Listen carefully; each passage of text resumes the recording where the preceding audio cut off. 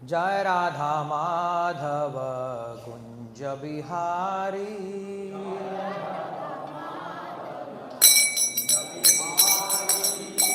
जय राधा माधव कुंज बिहारी।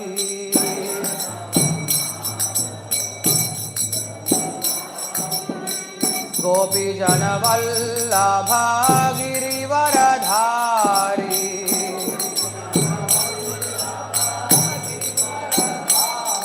गोपी जन वल्लभा गिरिवरधारी।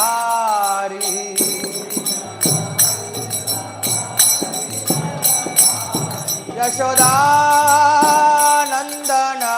व्रज जनरंजन,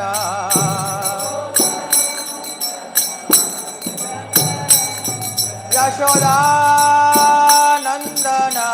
व्रज जनरंजन।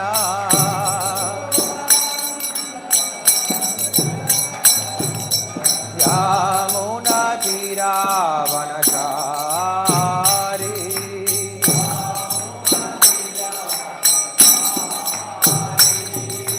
यमुना तीरावनचारी।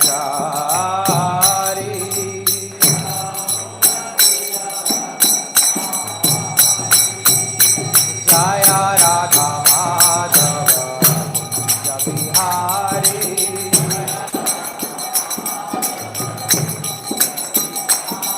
गोपी जन वल्लभा गिरिवरधारी।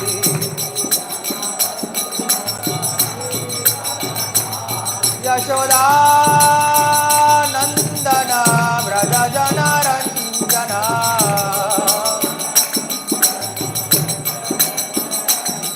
यशोदानंदन व्रज जनरंजन।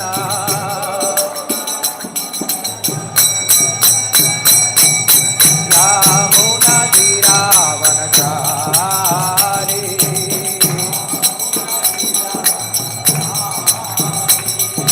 यमुना तीरावनचारी।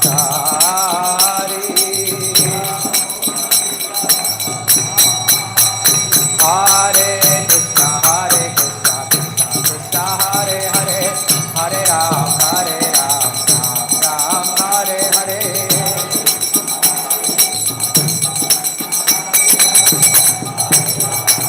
हरे कृष्णा कृष्णा कृष्णा हरे हरे, हरे राम राम राम हरे हरे।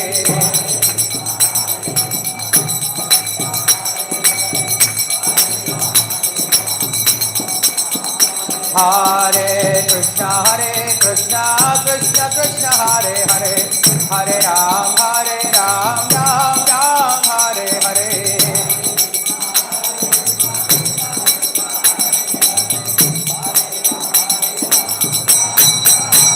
हरे कृष्णा कृष्णा कृष्णा हरे हरे, हरे राम राम हरे हरे।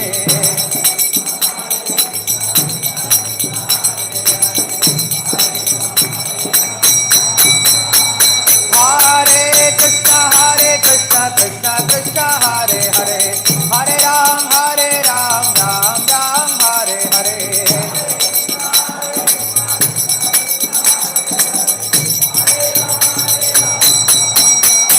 हरे कृष्णा कृष्णा हरे हरे, हरे राम राम हरे हरे।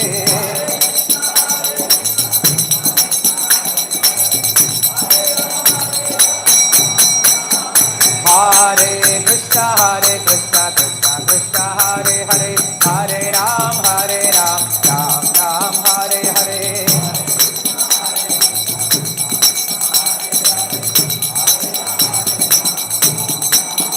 हरे कृष्णा कृष्णा कृष्णा हरे हरे, हरे राम राम हरे हरे।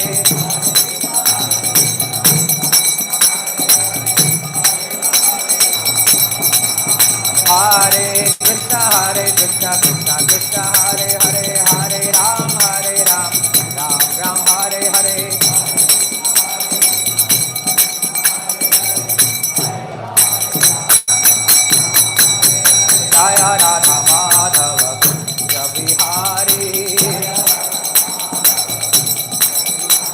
गोपीजन वल्लभा गिरिवरधारी यशोदानन्दन व्रज जनरञ्जन यशोदानन्दन व्रज जनरञ्जन यामुनतीरावनचारी यामुनतीरावनचारी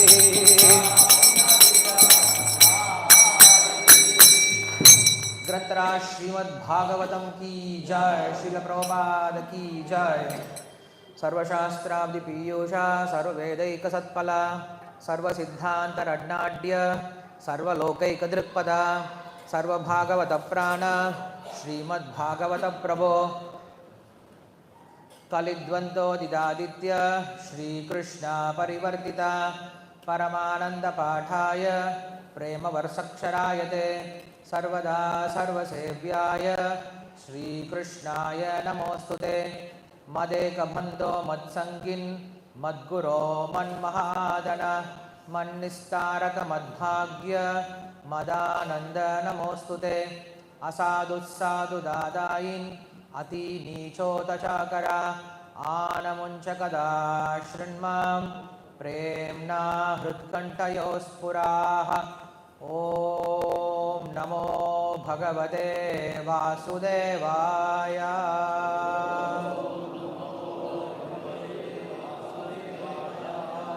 ॐ नमो भगवते वासुदेवाय।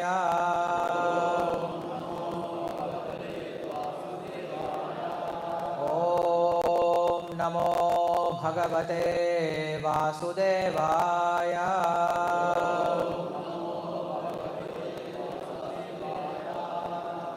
जन्माद्यस्य यतोऽन्वयादितरतर्देशविज्ञस्वराट् तेने ब्रह्महृदाय आदिकवये मुह्यन्ति यत्सूरयः तेजो वारिमृतां यथा विनिमयो यत्र त्रिसर्गो मृषा धाम्नः स्वेन सदा निरस्तकुहं सत्यं परं धीमहि धर्मप्रोजितकैतवोऽत्र परमो निर्मत्सराणां सतां वेद्यं वास्तवम् अत्र वस्तुशिवदं तापत्रयोन्मूलनं श्रीमद्भागवते महामुनिकृते किं वा परैरीश्वरः साध्यो हृद्य अवरुद्ध्य अत्र कृतिभिः शुश्रूषवित्तक्षणात् निगमकल्पतरोर्गलितं फलं सुखमुखात् अमृतसंयुतं पिबद भागवतं रसमालयं मुहुरहो रसिकाः भुविभावुकाः। नमः ओं विष्णुपादाय कृष्णप्रेष्ठाय भूतले श्रीमते भक्तिवेदान्तस्वामिनिति नामिने नमस्ते सारस्वते देवे गौरवाणी प्रचारिणे निर्विशेषशून्यवादी पाश्चात्यदेशतारिणे जय श्री कृष्ण चैतन्य प्रभु नित्यानंद श्री अद्वैत गदाधर श्रीवासादि गौरभक्तवृंद। हरे कृष्ण कृष्ण कृष्ण हरे हरे हरे राम राम राम हरे हरे। योऽन्तः प्रविश्य मम वाचमिमां प्रसुप्तां सञ्जीवयत्तकिलशक्तिधरस्वधाम्ना अन्यां हस्तचरणश्रवणत्वगादीन् प्राणान्नमो भगवते पुरुषाय तुभ्यं पान्त्वस्मान् पुरुहूतवैरिबलवन्मातङ्गमाद्यद्घट कुम्भोच्चात्रिविपाटनादिकपटुप्रत्येकवज्रायुधाः श्रीमत्कण्ठीरवास्य प्रदसुनकरा धारिदारादिदूरप्रध्वस्तत्वान्तशान्तप्रवितमनसा भाविता भूरिभागैः। हरे कृष्ण நமஸ்காரம். ஸோ போன வாரம் நம்ம நாம ஜபத்தினுடைய முக்கியத்துவத்தை பற்றி பார்த்துருந்தோம். இன்று பாகவதத்தினுடைய முக்கியத்துவத்தை பற்றி பார்க்க போகிறோம். ஏன்னா ஸ்ரீ சைத்தன்ய மகாபிரபு இந்த கலியுகத்தில் பக்தி அப்படின்ற அங்கமாக 64 விஷயங்கள் ரூப கோஸ்வாமி சொல்லியிருந்தாலும் அதில் முக்கியமாக நமக்கு 5 விஷயங்கள் மட்டும் கொடுத்துருக்கார். இந்த 5 விஷயங்கள் நீங்கள் சரிவர செஞ்சீங்க அப்படின்னாலுமே போதும், உங்களுக்கு பக்தியில் முன்னேறுவதற்கான எல்லா விதமான நல்ல சூழல்களும் ஏற்படும் அப்படின்னு சொல்லி சொல்கிறார். 6 விஷயங்களை பற்றி சொல்கிறார் ரூப கோஸ்வாமி. ஒருவன் பக்தியில் முன்னேறணும் அப்படின்னா 6 விஷயங்களை செய்யணும் அப்படின்னு சொல்லி சொல்கிறார். அதில் முதல் விஷயம் என்ன அப்படின்னா,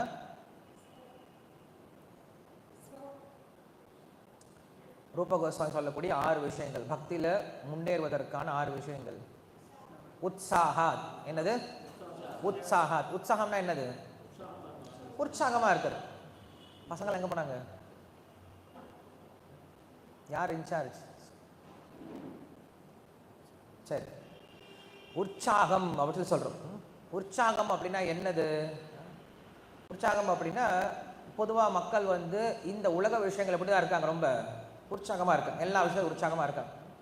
ஆனால் ஆன்மீக விஷயம் அப்படின்னு சொல்லி வந்துட்டோம் அப்படின்னா என்ன ஆயிடுறாங்க, எல்லாருமே ரொம்ப டல் ஆயிடும். பகவத்தினுடைய ஆரம்பமே அப்படி தான் இருக்குது. பகவத்தினுடைய ஆரம்பத்தில் பேசுகிறவர் யார் அப்படின்னா துரியோதனன். துரியோதனன் எப்படி பேசுகிறான் அப்படின்னா ரொம்ப உற்சாகமாக பேசுகிறான். நம்ம எல்லாரும் போர் புரியணும், எல்லாரும் சாகலாம், எல்லாரும் போகலாம் இல்லையா, எல்லாரும் போர் புரியுங்க, சண்டை போடுங்கன்னு சொல்லிட்டு ரொம்ப உற்சாகமாக பேசிகிட்டு இருக்கான்.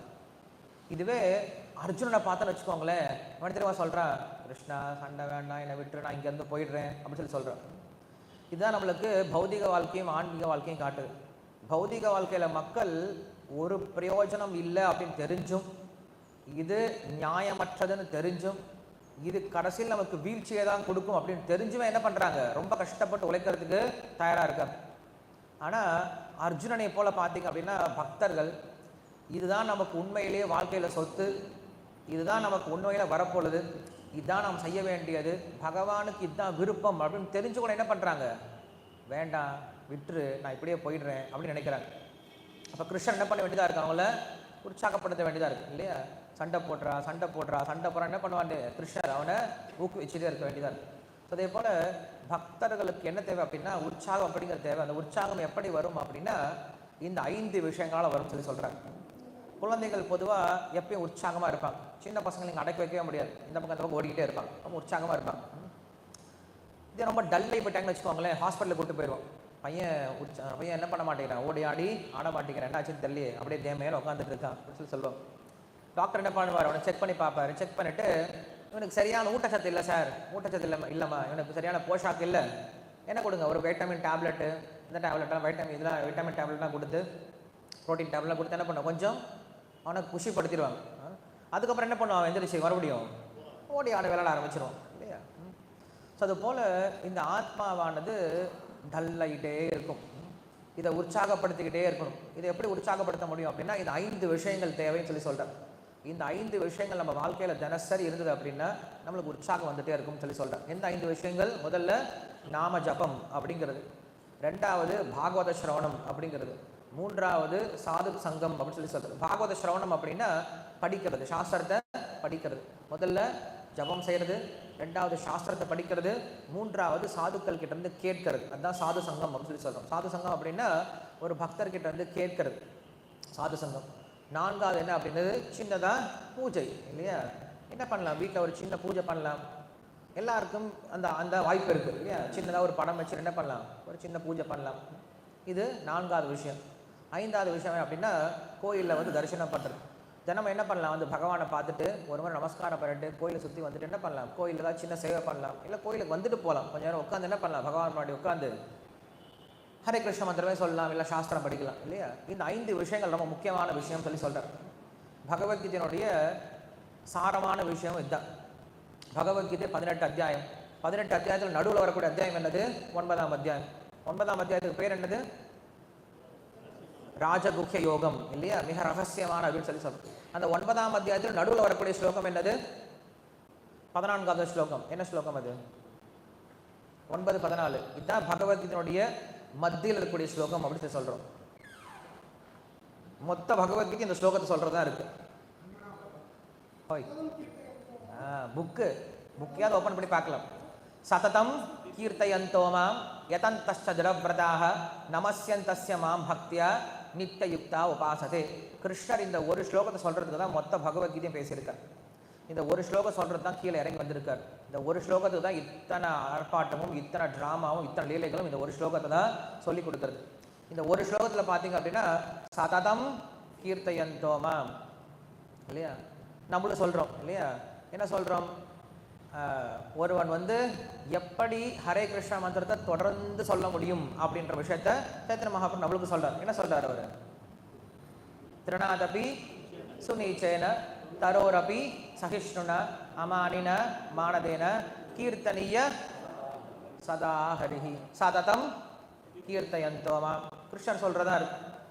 சததம் கீர்த்தயந்தோ மாம். அடுத்தது சததம் கீர்த்தயந்தோ மாம் சொன்னல. யதந்தஸ்ச திடவ்ரதாக சொல்றார். யதந்தனம், யதத்னம் அப்படின்னா முயற்சி. அவன் என்ன பண்றான்? கிருஷ்ண பக்தியில திடமான உறுதியாக இருக்கிறதுக்கு முயற்சி பண்ணிக்கிட்டே இருக்கான. உண்மையில நம்மள முயற்சி பண்றதா முடியும். நம்மளுக்கு உண்மையில அதுல திடவிரதம் கிடையாது. என்ன பண்றோம்? அப்பப்ப கிருஷ்ண பக்தியில மேல கீழே வந்துட்டு இருக்கும். ஸோ என்ன பண்ணும்? கிருஷ்ண பக்தியில உறுதியா இருப்பதுக்கு என்ன பண்ணும்? தினசரி முயற்சி பண்ணிக்கிட்டே இருக்குன்னு சொல்றேன். சரி, எப்படி நம்ம முயற்சி பண்ண முடியும்? கிருஷ்ண பக்தியில நாம் உறுதியா இருப்பதற்கு எப்படி முயற்சி செய்ய முடியும் அப்படின்னா, அதற்கு 2 விஷயம் தேவை. என்னென்ன தேவை அப்படின்னா, ஒன்று பக்த பாகவதம், இன்னொன்று புஸ்தக பாகவதம், இல்லையா? 2மே தேவை. சாஸ்திரத்தை படிக்கிறது, சாஸ்திரத்தை கேட்பது அப்படின்ற இந்த 2 விஷயம் வந்துச்சா என்ன ஆகும்? நம்மளுடைய பக்தியானது திடமானதா இருக்க ஆரம்பிக்கும். கிருஷ்ணரே பகவத்கீதையிலேயே சொல்றார், யார் ஒருவனுக்கு திடமான பக்தி செய்வான் அப்படின்னா, அகம் சர்வஸ்ய பிரபவ மத்த சர்வம் பிரவர்த்ததே இதி மத்வா பஜந்தே மாம் பூதாபாவ சமன்விதா. அதே போல எவனொருவனுக்கு பாபங்கள்லாம் குறைஞ்சு புண்ணியம் அதிகமாகுதோ அவனுக்கு திடமான பக்தி செய்வான்னு சொல்ல. எந்த ஸ்லோகம் அது? 7ஆம் அத்தியாயத்தில் வரக்கூடிய ஸ்லோகம் அது. ஏஷாம் துவந்தகதம் பாபம் ஜனானாம் புண்ணிய கர்மனாம் தே துவந்த மோக நிர்முக்தா பஜந்தே மாம் திருடவிரதாக. கிருஷ்ணர் சொல்றார் இல்லையா? நம்முடைய விரதம் எப்படி இருக்கணும், நம்முடைய கிருஷ்ண பக்தி எப்படி இருக்கணும் அப்படின்னா திடமானதா இருக்கணும். கிருஷ்ண பக்தி அப்படின்னு வந்துருச்சுன்னா எப்படி இருக்கும்? ரொம்ப ஸ்ட்ராங்கா இருக்கணும். சும்மா மேலோட்டமா செஞ்சு ஒரு பிரயோஜனம் கிடையாது. அதுல ஒரு பலனும் வரப்போறது கிடையாது. எப்படி தெனாலிராமன் சாப்பாடு செய்ய முயற்சி பண்ணணும், அது மாதிரிதான் இல்லையா? என்ன பண்ண? ராஜா கூப்பிட்டு ஒரு பெரிய இப்போ மார்கழி மாதம் வரப்போகுது இல்லையா? மார்கழி மாதம் வரும்போது ராஜா கூப்பிட்டு ஒரு சேலஞ்ச் கொடுக்குறான். இந்த நதிக்கரையில் நைட்டு ஃபுல்லாக யார் நின்றுருக்காங்களோ அவங்களுக்கு 1000 பொற்காசு, யாரால முடியும் பார்க்கலாம் அப்படின்னு சொல்லிட்டான். ஒரு ஆள் என்ன பண்ணுறான்? நதிக்குள்ளே நின்றுக்கிட்டான். நைட்டு ஃபுல்லாக நின்றுருக்கான். காலைல வந்துட்டான். என்ன பண்ணுறான்? 1000 பொற்காசு கேட்குறான். அப்போ ராஜா கேட்டான், எப்போ நின்றுட்டு இருந்த நீ, குளிரில் உனக்கு அப்படின்னு கேட்டான். ஒன்றும் இல்லை, அங்கே தூரமாக ஒரு விளக்கு தெரிஞ்சது இல்லையா, அந்த விளக்கையே பார்த்துட்டு இருந்தேன், எனக்கு அதனுடைய கான்சன்ட்ரேஷனில் குளிர் தெரியவே இல்லை அப்படின்னு சொன்னான். டேய் ஏமாத்திர பயலே, நீ இங்கேருந்து அங்கே பார்த்து அந்த நெருப்பில் இருக்கக்கூடிய சூட்டை என்ன பண்ணிட்ட? நீ எடுத்துக்கிட்ட. அந்த நெருப்புடைய சூட்டு இருந்தாலும் உனக்கு என்ன ஆகலை, குளிரவே இல்லை, உனக்கு காசும் கிடையாது, ஒன்றும் கிடையாது, போட சொல்லி துரத்தி விட்டான். தெனாலிராமன் பார்த்துட்டே இருந்தான். சரி, ராஜாவுக்கு பாடம் கற்பிக்கணும் அப்படி என்ன பண்ணான்? அடுத்த நாள் வேலைக்கு போகவே இல்லை. ராஜாவுக்கு கையும் ஓடல, காலும் ஓடல. தெனாலிராமன் வரலண்ணா. எங்கே அவன் போனான்? ஆலையை காணோம். விகடகவி அவனா வரல சுவாமி, என்னன்னு தெரில, வீட்டில் பார்த்துட்டு வாங்கயா சொல்கிறான். கிட்டுக்கிட்டுன்னு வராங்க. தெனாலிராமனை பார்க்குறான். என்னையா பண்ணிகிட்டு இருக்க? கொஞ்சம் பிஸியாக இருக்கேன், வர முடியாது சொல்லு. என்னது வர முடியாது சொல்கிறதா? ஆமாம், போய் சொல்லிட்டாங்க ராஜா கிட்டே, பிஸியாக இருக்காரா, வர முடியாதான். டேய் நீ எனக்கு தான் வேலை பண்ணுறது, அவனுக்கு பணம் வச்சு கொடுத்து வச்சுருக்கேன், அவன் எனக்கு வேலை செய்யாமல் என்னடா பிஸியாக இருக்கான், என்ன அப்படி பண்ணுறான் தெரில, உங்களே பார்க்க சொன்னார். என்ன பண்ணுறான்? தெனாலிராமன் பார்க்குறதுக்கு ராஜா கிட்டுக்குன்னு பார்க்குறாரு. பார்த்தா பெரிய மூங்கில் குச்சி, பெரிய பெரிய குச்சா இந்த மாதிரி ஸ்டாண்ட் இருக்குல்ல, இந்த மாதிரி பெரிய ஸ்டாண்ட், அந்த ஃபேன் வரைக்கும் இருக்குது. மூங்கில் குச்சியில் என்ன பண்ணுறான்? மேலே ஒரு பானையில் கொஞ்சம் சாதத்தை போட்டான், கீழே ஒரு அடுப்பை ஏற்றி வச்சுட்டான். அடுப்பை வச்சு மேலே பொங்குதா பொங்குதா பொங்குதா பொங்குதான்னு பார்த்துட்டே இருக்கான். ராஜா பார்க்குறான். என்னடா பண்ணுற முட்டா பையலே சொல்கிறேன். இல்லை சாமி, இங்கே நெருப்பு ஏற்றி வச்சுருக்கேன், அங்கே பொங்குதான்னு பார்த்துட்டு இருக்கேன். ஏன்னா இங்கே நெருப்பு ஏற்றி வச்சு அங்கே எப்படா பொங்கும்? பக்கத்தில் வச்சா தாண்டா பொங்கும். அது எப்படி? நேற்று நைட்டு மட்டும் சொன்னீங்க, இங்கே நின்றுட்டு இருந்தால் அங்கே இருக்கக்கூடிய நெருப்பு அவனுக்கு சூடு கொடுக்குன்னு சொன்னீங்க, இது பொங்காதா அப்படின்னு ஒரு கொஸ்டின் கேட்குறேன். ஸோ அது போல் நம்ம என்ன பண்ணோம் அப்படின்னா, பகவானை பற்றிய ஞானம் நமக்கு எந்த அளவுக்கு இருக்கோ அது வரைக்கும் நம்மளுக்கு என்ன இருக்கும்? பக்தியில் திடமான உறுதி இருக்கும் அப்படின்னு சொல்கிறேன். ஞானம் இல்லை அப்படின்னா என்ன ஆயிரும்? நம்மளுக்கு பக்தியானது கொஞ்சம் கொஞ்சமாக அது விலகி போக ஆரம்பிச்சிடும். அதனால் 2 விஷயம் முக்கியம். ஒருவன் திடமான பக்தி செய்யணும் அப்படின்னு என்ன பண்ணும்? அவனுக்கு முதல்ல சாஸ்திரம் நல்லா படிச்சிருக்கணும். 2வது சாஸ்திரம் படித்தவங்க கிட்ட என்ன பண்ணும்? சாஸ்திரத்தை கேட்கவும் தெரியும். 2 முடிஞ்சிருச்சா? 1 நாம ஜபம் முடிஞ்சிருச்சு, 2வது பாகவதம் படிக்கிறது முடிஞ்சிருச்சு, 3வது சாது சங்கம் முடிஞ்சிருச்சு இல்லையா? அடுத்து என்ன சொல்றாரு? சததம் கீர்த்தயந்தோமா யதந்தஸ்ச திடவ்ரதாக. 3வது என்னது? பகவத்கீதை தான் கேட்டுட்டு இருக்கேன். சததம் கீர்த்தயந்தோமா யதந்தஸ்ச திடவ்ரதாக. 3வது ரூல் என்னது? நமஸ்யந்தஸ்ய மாம் பக்தியா நித்திய யுக்தா உபாசதே. எனக்கு நமஸ்காரம் பண்றான், எனக்கு பக்தி பண்றான். நமஸ்காரம் பண்ணும், பக்தி பண்ணணும். எப்படி பண்ண முடியும்? பகவானுடைய ஒரு ரூபத்தை வச்சு என்ன பண்ணுறோம்? அதற்கு துளசி பகவானுக்கு கொடுக்குறோம், அவருக்கு கொஞ்சமாக தண்ணி ஆஃபர் பண்ணுறோம், பகவானிடத்தை சுத்தப்படுத்துகிறோம் இல்லையா? அப்புறம் என்ன பண்ணுறோம்? பகவானுக்கு கீழே விழுந்து நமஸ்காரம் பண்ணுறோம். இதற்கு கண்டிப்பாக நம்மளுக்கு என்ன தேவை? ஒரு விக்கிரக வழிபாடு அப்படிங்கிற தேவை, கோயில் போயிட்டு வர்றது அப்படிங்கிற தேவை. அப்போ என்ன ஆயிடுச்சு? கிருஷ்ணர் சொன்ன இந்த 3 விஷயத்தையும் எதில் கொண்டு வந்து சேர்த்துட்டார்? இந்த 5 விஷயத்தில் கொண்டு வந்து ஈஸியாக சேர்த்துட்டார். அதனால இந்த 5 விஷயம் ரொம்ப பவர்ஃபுல்லான விஷயம் சொல்லப்படும். இந்த கலியுகத்தில் இந்த 5 விஷயத்தை யார் தினசரி செய்கிறாங்களோ அவங்களுக்கு பக்தி எப்படி இருக்கும்? என்றைக்குமே உற்சாகமாகவே இருக்கும். அப்படி இல்லைன்னா பக்தி என்ன கொஞ்சம் கொஞ்சமாக நம்மளுக்கு டல்லாக ஆரம்பிச்சிடும் இல்லையா? ஸோ நமக்கு எல்லாருக்கும் பக்தி உற்சாகமாக செய்யணும் அப்படின்னு ஆசை. ஏன்னா கிருஷ்ணருக்கு எப்படிப்பட்ட பக்தி தான் பிடிக்கும்? உற்சாகமான பக்தி தான் பிடிக்கும். கோபியர்கள் என்ன பண்ணுறார் அப்படின்னா அவர் அலற விட்டார். கோபியர்கள் எல்லாமே கிருஷ்ணர்கிட்ட நடனம் ஆடுறதுக்காக வராங்க. ஏதோ ஒரு சின்ன அகங்காரத்தினால அவங்க நினச்சாங்களா? என்ன அகங்காரத்தில் நினச்சாங்க? நாங்கள் எவ்வளோ பாக்கியசாலிகள், கிருஷ்ணருக்கு சேவை பண்ண முடியுது, இந்த மாதிரி ஒரு சூழ்நிலையில் கிருஷ்ணருக்கு எங்களால் சேவை பண்ண முடியும் அப்படின்னு சொல்லிட்டு சின்னதாக அகங்காரப்பட்டாங்களா? இது பேர் அகங்காரமே கிடையாது. உண்மையில் நான் கிருஷ்ணருக்கு சேவை பண்ணுறேன் அப்படின்னு நினைக்கிறது அகங்காரமே கிடையாது. அது உண்மையான அடையாளம் தான். அப்படி இருந்தால் என்ன பண்ணுறார் கிருஷ்ணர்? அதை கூட வேணான்னு நினைக்கிறார். டக்குன்னு மறைஞ்சு போயிட்டார். மறைஞ்சு போன பின்னாடி கோபியர்கள் எல்லாமே கிருஷ்ணரை தேட ஆரம்பிக்கிறாங்க. அப்புறம் கிருஷ்ணரை பற்றி பாட ஆரம்பிக்கிறாங்க. அப்புறம் கிருஷ்ணரை போல நடனமாட ஆரம்பிக்கிறாங்க. அப்புறம் கிருஷ்ணருக்காக அழுக ஆரம்பிக்கிறாங்க. அப்புறம் கிருஷ்ணருக்காக கத்த ஆரம்பிக்கிறாங்க. அப்புறம் என்ன பண்ணுறாங்க? கிருஷ்ணருக்காக ருருதுஹு அப்படின்னு சொல்லி சொல்கிறாங்க. பயங்கரமாக ஓன்னு அழுக ஆரம்பிச்சிட்டாங்க, புலம்ப ஆரம்பிச்சிட்டாங்களாம், கீழே விழுந்து உருள ஆரம்பிச்சிட்டாங்களாம். கிருஷ்ணர் அப்போ பிரத்யட்சமானார். கிருஷ்ணர் அப்படி என்ன பண்ணிட்டார்? கோபியர்களையும் அங்கே அலற விட்டார்.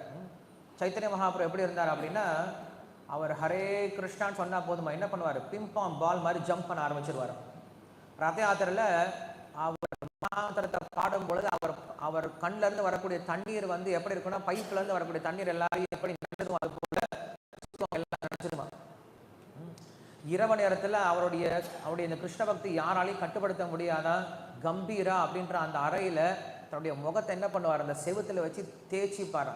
ரத்தம் வர ஆரம்பிக்கும். ஏன் காரணம் என்னது? கிருஷ்ணர் என்கிட்ட கிடைக்கலையே, இன்னும் கிருஷ்ணர் வரலையே, நான் கிருஷ்ணர் எப்போ பார்க்க போகிறோன்னு தெரியலையே, நான் கிருஷ்ணர் எப்போ அடைய போகிறோன்னு தெரியலையே, நான் கிருஷ்ணருக்கு எப்போ சேவை பண்ண போகிறோன்னு தெரியலேன்னு சொல்லிட்டு அவ்வளவு தீவிரேன பக்தி யோகேன சுகதேவ கோஸ்வாமி சொல்கிறார் இல்லையா?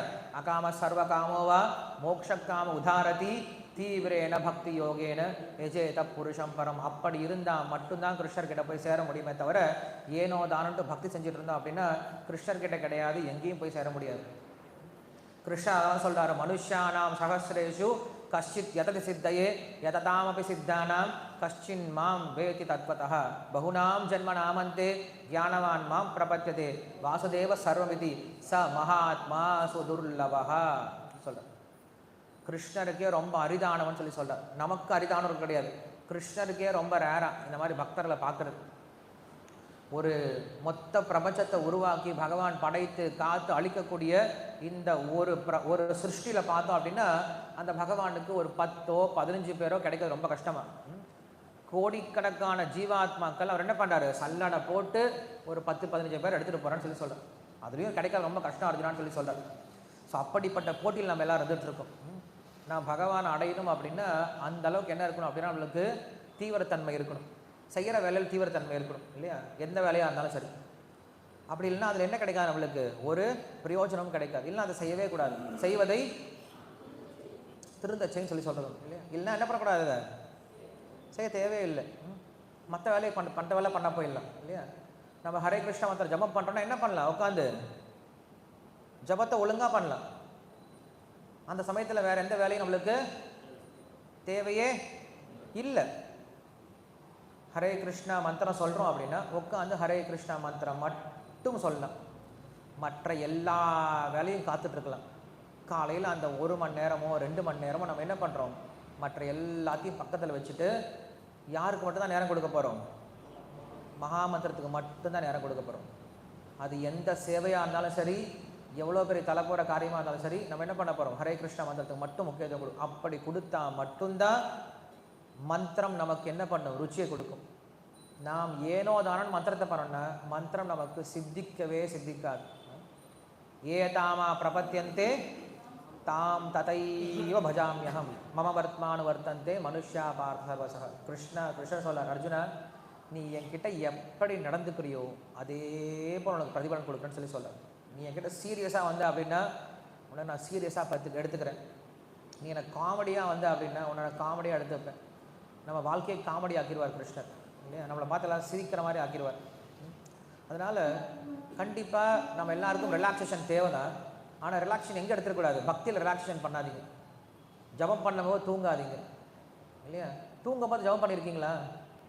தூங்கிட்டே இருக்கும், திடீர்னு எந்திரிச்சு உட்காந்து ஹரே கிருஷ்ண ஹரே கிருஷ்ண கிருஷ்ண கிருஷ்ண ஹரே ஹரே. நைட்டு 12 மணிக்கு உட்காந்து எந்திரிச்சு ஜபம் பண்ணியிருக்கீங்களா? பண்ண மாட்டோம்ல.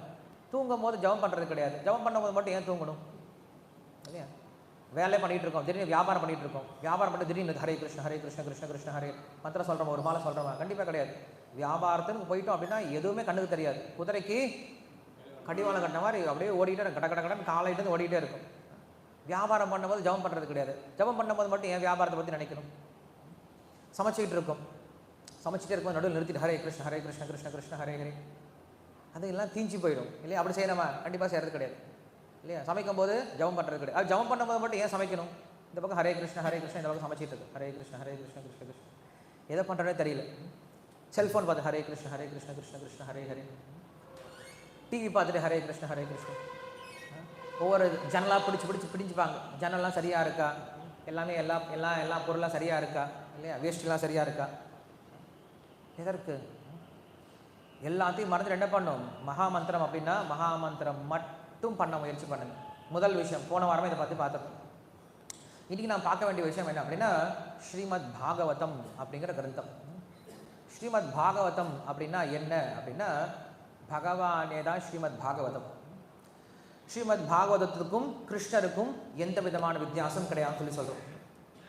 எப்படி நாமத்திற்கும் பகவானுக்கு எந்த வித்தியாசம் கிடையாதோ அதே போல் ஸ்ரீமத் பாகவத்துக்கும் பகவானுக்கு என்ன கிடையாது? எந்த விதமான வித்தியாசமும் கிடையாதுன்னு சொல்லி சொல்கிறோம். அதனால தான் ஸ்ரீமத் பாகவதம் கேட்கும் பொழுது நம்ம என்ன பண்ணுறது கிடையாது?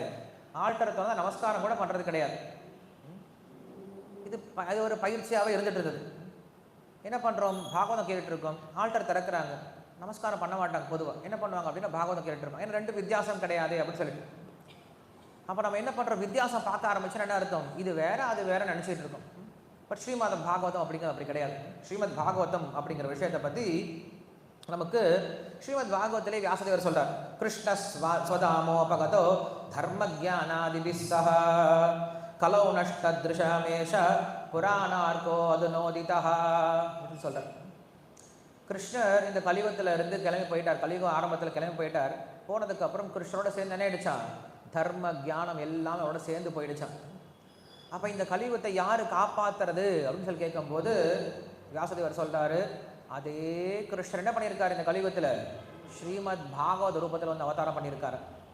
அதனால இந்த கலியுகத்தில் யாருக்காவது ஒருத்தனுக்கு வந்து வழிகாட்டுதல் வேணும் அப்படின்னா அவன் என்ன பண்ணால் போதுமா? ஸ்ரீமத் பாகவத்தை படித்தா போதும். இதான் சனாதன கோஸ்வாமி சொல்கிறாரு. நான் காலைல இப்போ மந்திரம் சொன்னேன் இல்லையா? என்ன மந்திரம் சொன்னேன்?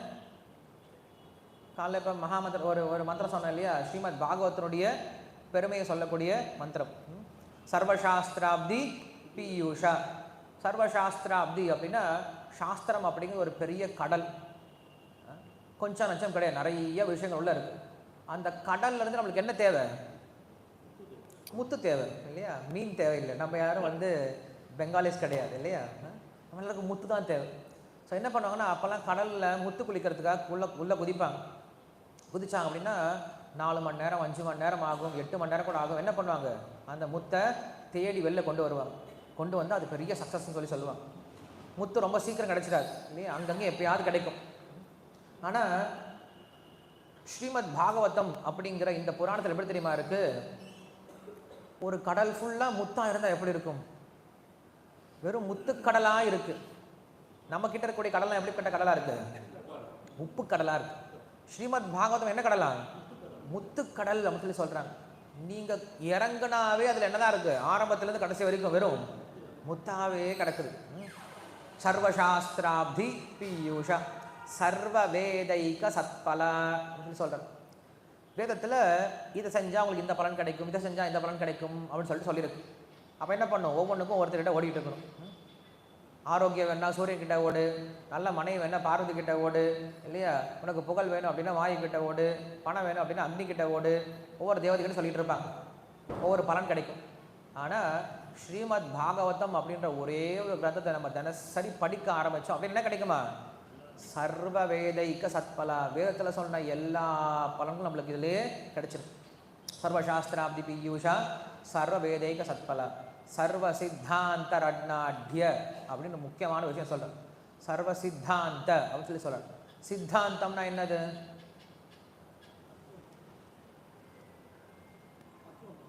தத்துவம். தத்துவம்னா என்னது?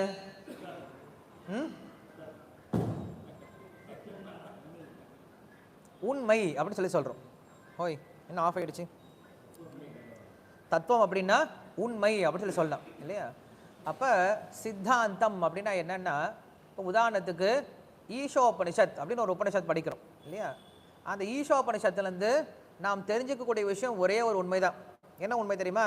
ஈஷாவாஸ்யம் இதம் சர்வம் அப்படின்ற இந்த ஒரு உண்மையை தெரிஞ்சு கொள்வதில் அந்த மொத்த உபனிஷத்தை படிக்கிறோம். நீங்கள் பார்த்தீங்க அப்படின்னா 32 வித்தியைகள் சொல்லப்படுது சாஸ்திரத்தில். இந்த 32 வித்தியைகள் தான் சாஸ்திரத்தில் இருக்கக்கூடிய வித்தியன்னு சொல்லி சொல்கிறாங்க. யாராவது ஸ்கூலுக்கு காலேஜில் படிக்க போனாங்க அப்படின்னா அவங்க என்ன பண்ணுமா? அதான் வேதத்தை படிக்கிறவங்க இந்த 32 வித்தியை தான் படிப்பாங்களா. இப்போ நம்ம என்ன பண்ணுறோம், காலேஜுக்கு போனோம் அப்படின்னா ஃபஸ்ட் இயரில் நம்மளுக்கு கோர்ஸ் கொடுப்பாங்க. Unit 1, unit 2, unit 3, unit 4, unit 5 சொல்லிட்டு 5 யூனிட் கொடுப்பாங்க. அதுபோல் யார் ஒருத்தர் வேதத்தை படிக்கிறாங்களோ அந்த வேதத்தில் மொத்தம் எத்தனை வித்தியை தான் இருக்காங்க, எத்தனை லெசன்ஸ் இருக்காங்க? 32 லெசன் தான் இருக்காங்க. இந்த 32 லெசன் யார் தெரிஞ்சுக்கிட்டாங்களோ அவங்களுக்கு என்ன தெரிஞ்சு போயிடுச்சு? வேதம் மொத்தம் தெரிஞ்சுக்கிட்டாங்க. இந்த 32 வித்தியைகளில் ஒரு வித்தியை நான் என்ன சொன்னேன்? ஈஷாவாஸ்ய வித்யா அப்படின்னு சொல்லி சொல்லுவாங்க. இது போல் 32 வித்தியைகளுக்கும் 32 வித்தியைக்கும் தலைவன் யார் அப்படின்னா வித்யா ராஜகோபாலன் அப்படின்னு சொல்கிறது. எங்கே இருக்காரு? மன்னார்குடியில் வித்யா ராஜகோபாலன் சொல்லி சொல்லுவாங்க. அந்த ராஜகோபாலன் என்ன பண்ணார் அப்படின்னா தன்னை பார்க்க வந்த 2 பக்தர்களுக்காக காட்சி கொடுக்க ஆரம்பித்தார். எப்படி காட்சி கொடுத்தார் அப்படின்னா 32 ரூபத்தை காட்சி கொடுத்தாரு. அந்த 32 ரூபம் தான் என்ன சொல்கிறோம்? 32 சாஸ்திர வித்தியைகள் சொல்லி சொல்கிறோம். இந்த 32 வித்தியைகள் நீங்கள் படிச்சிங்க அப்படின்னா உங்களுக்கு சாஸ்திரத்துடைய சாரமான விஷயம் பிடிக்கும். ஏன் சொல்ல வரேன் அப்படின்னா உங்களுக்கு உடனே புரிஞ்சிடாது. இப்போ ஈஷோபனிஷத் படிச்சிங்கன்னு வச்சுக்கோங்களேன், மொத்த உபனிஷத்தை படிச்சிங்கன்னா உங்களுக்கு ஒரே ஒரு பாயிண்ட் கிடைக்கும், ஒரே ஒரு முக்கியமான பாயிண்ட் கிடைக்கும். என்னது? பகவான் எல்லா இடத்துலையும் நிறைஞ்சு இருக்கார் அப்படின்ற ஒரே ஒரு சித்தாந்தம். இதுதான் சித்தாந்தம் சொல்லி சொல்கிறோம். சித்தாந்தம் அப்படின்னா இதிலிருந்து நான் தெரிஞ்சு கொள்ள வேண்டிய விஷயம் என்னது? ஈஷோபனிஷத்தில் தெரிஞ்சுக்க வேண்டிய விஷயம் என்னது? பகவான் எல்லா இடத்துலையும் நீக்கமர நிறைஞ்சு இருக்கார் அப்படின்ற இந்த ஒரே ஒரு சித்தாந்தத்தை தெரிஞ்சுக்கிறேன், அவ்வளோதான் விஷயம். இப்படி பார்த்தீங்க அப்படின்னா நமக்கு 10 முக்கியமான உபனிஷத்துகள் இருக்குன்னு சொல்லி சொல்கிறாங்க. ஈஷா, கேன, கட, முண்டக, மாண்டோக்கிய, தைத்திரேய, ஐத்திரேய, பிரகதாரண்யக்க, சாந்தோக்கிய, ஸ்வேதாசத்தர, கோபால் தப்பான் இப்படின்னு சொல்லிட்டு 10-12 உபனிஷத்துகள் இருக்குன்னு சொல்லி சொல்கிறாங்க. இது எல்லா உபனிஷத்துகளும் படித்தோம் அப்படின்னா நம்மளுக்கு 32 வித்தியைகள் கிடைக்கும்னு சொல்லி சொல்கிறாங்க. ரொம்ப கஷ்டம், நீங்கள் அதெல்லாம் படித்து அதில் இருக்கக்கூடிய சாரமான விஷயத்தை புரிஞ்சுக்கிறது கஷ்டம். ஆனால் ஸ்ரீமத் பாகவதம் எப்படி தெரியுமா இருக்குன்னு சொல்லி சொல்கிறாங்க? சர்வ சித்தாந்த ரட்நாட்ய சொல்லி சொல்கிறாங்க. எல்லா சித்தாந்தங்களுடைய ரத்னங்கள் கொட்டி கிடக்குன்னு சொல்லி சொல்கிறாங்க. வெளில போகிறோம், வெளில போனால் ஒரு ரூம் ஃபுல்லாக ரத்னமாக கொட்டி கிடக்கு அப்படின்னா எப்படி இருக்கும்? அது போல் ஸ்ரீமத் பாகவத்துக்குள்ளே போய் எப்படி தான் இருக்கும்? எல்லாமே ஒவ்வொரு ஸ்லோகம் ரத்னமாக இருக்கும். இதில் இது முக்கியம், இது அமுக்கியம் சொல்ல முடியாது, எல்லாமே முக்கியமான விஷயங்களாக இருக்கும். இதான் சொல்கிறாங்க சர்வ சித்தாந்த ரட்நாட்ய சர்வ லோகைக்க திருப்பதா அப்படின்னு சொல்கிறாங்க. சர்வ லோகைக்க அப்படின்னா இந்த உலகத்தில் இருக்கவங்க எல்லாருக்கும் வழிகாட்டக்கூடிய ஒரே ஒரு குரு யாருன்னு அப்படின்னா ஸ்ரீமத் பாகவத். சர்வ லோகைக்க திருப்பதா சர்வ பாகவத பிராணா அப்படின்னு சொல்கிறாங்க. எல்லா பாகவதர்கள்லாம் யாரு? பகவானை பின்பற்றக்கூடியவர்களை பாகவதர்கள் அப்படின்னு சொல்லுவாங்க, இல்லையா? எல்லா பாகவதர்களுக்கும் எதுதான் பிராணன? ஸ்ரீமத் பாகவதம் தான் பிராணன். மூச்சு விடாமல் இருக்க முடியுமா நம்மளால? ஒரு நாளைக்கு போடா இன்னைக்கு ரொம்ப போராக இருக்குது, தினமும் மூச்சு விட்டே இருக்கும், தினமும் சலிச்சு போயிடுச்சு, மூச்சு சலிச்சு, இன்னைக்கு ஒரு நாள் நிறுத்திடலாமே, கொஞ்ச நாள் இன்னைக்கு ஃப்ரீயாக விட்டலாம், இன்னைக்கு கொஞ்சம் வேலை அதிகமாக இருக்குது மூச்சு விட்டலாம், இல்லை இன்னைக்கு எனக்கு கல்யாணம் மூச்சு விட நிறுத்திடலாம், யாராவது சொல்லுவோமா? யாரும் சொல்ல மாட்டாங்க. தினமும் பண்ணுவோம், தினம் மூச்சு விட்டே ஆகும். அதுபோல் ஒருவன் பக்தனாக இருந்தான் அப்படின்னா அவன் தினசரி என்ன பண்ணி ஆகணுமா? ஸ்ரீமத் பாகவத்தை படித்து அவன் படிக்கல அப்படின்னா அவனுக்கு மூச்சு திணறல் ஏற்பட ஆரம்பிச்சிடுவான், உயிரோடு இருக்க முடியாது. மச்சித்தா மத்கத பிராணாக அப்படின்னு சொல்கிறார் கிருஷ்ணர். மத்கத பிராணாக அப்படின்னா உயிரை விட்டுருவாங்களாம். ஸ்ரீமத் பாகவதம் படிக்கல அப்படின்னா, நான் படிக்கிறதுக்கு உயிரை விட வேண்டியதாக இருக்குது இல்லையா? அவங்க படிக்கலன்னா உயிரை விட்டுருவாங்க. அப்போ நான் புரிஞ்சுக்கலாம் நம்ம எந்த அளவுக்கு இன்னும் பௌதிக தளத்தில் இருக்கோம் அப்படின்னு சொல்லிட்டு. ஆன்மீக தளத்துக்கு போக போக என்ன ஆகும் அப்படின்னா இந்த குணங்கள்லாம் நம்மளுக்கு வளர ஆரம்பிக்கும். சர்வ பாகவத பிராணா ஸ்ரீமத் பாகவத பிரபோ, ஸ்ரீமத் பாகவத பிரபோன்னு சொல்லிட்டு அந்த பாகவத்தை என்ன பண்ணுறாரு? வழிபடுறார். ஸ்ரீமத் பாகவத பிரபோ கலி துவந்தோதிதாதித்ய, இந்த களி அப்படின்ற இந்த கலி புருஷனுடைய துவந்தம்னா என்னது? இரட்டிப்புத்தன்மை இல்லையா? இந்த உலகத்தில் நாம் கஷ்டப்படுறோம்னா எதனால கஷ்டப்படுறோம்? இந்த இரட்டிப்புத்தன்மையால தான் கஷ்டப்படுறோம். என்னென்ன இரட்டிப்புத்தன்மை இருக்கு?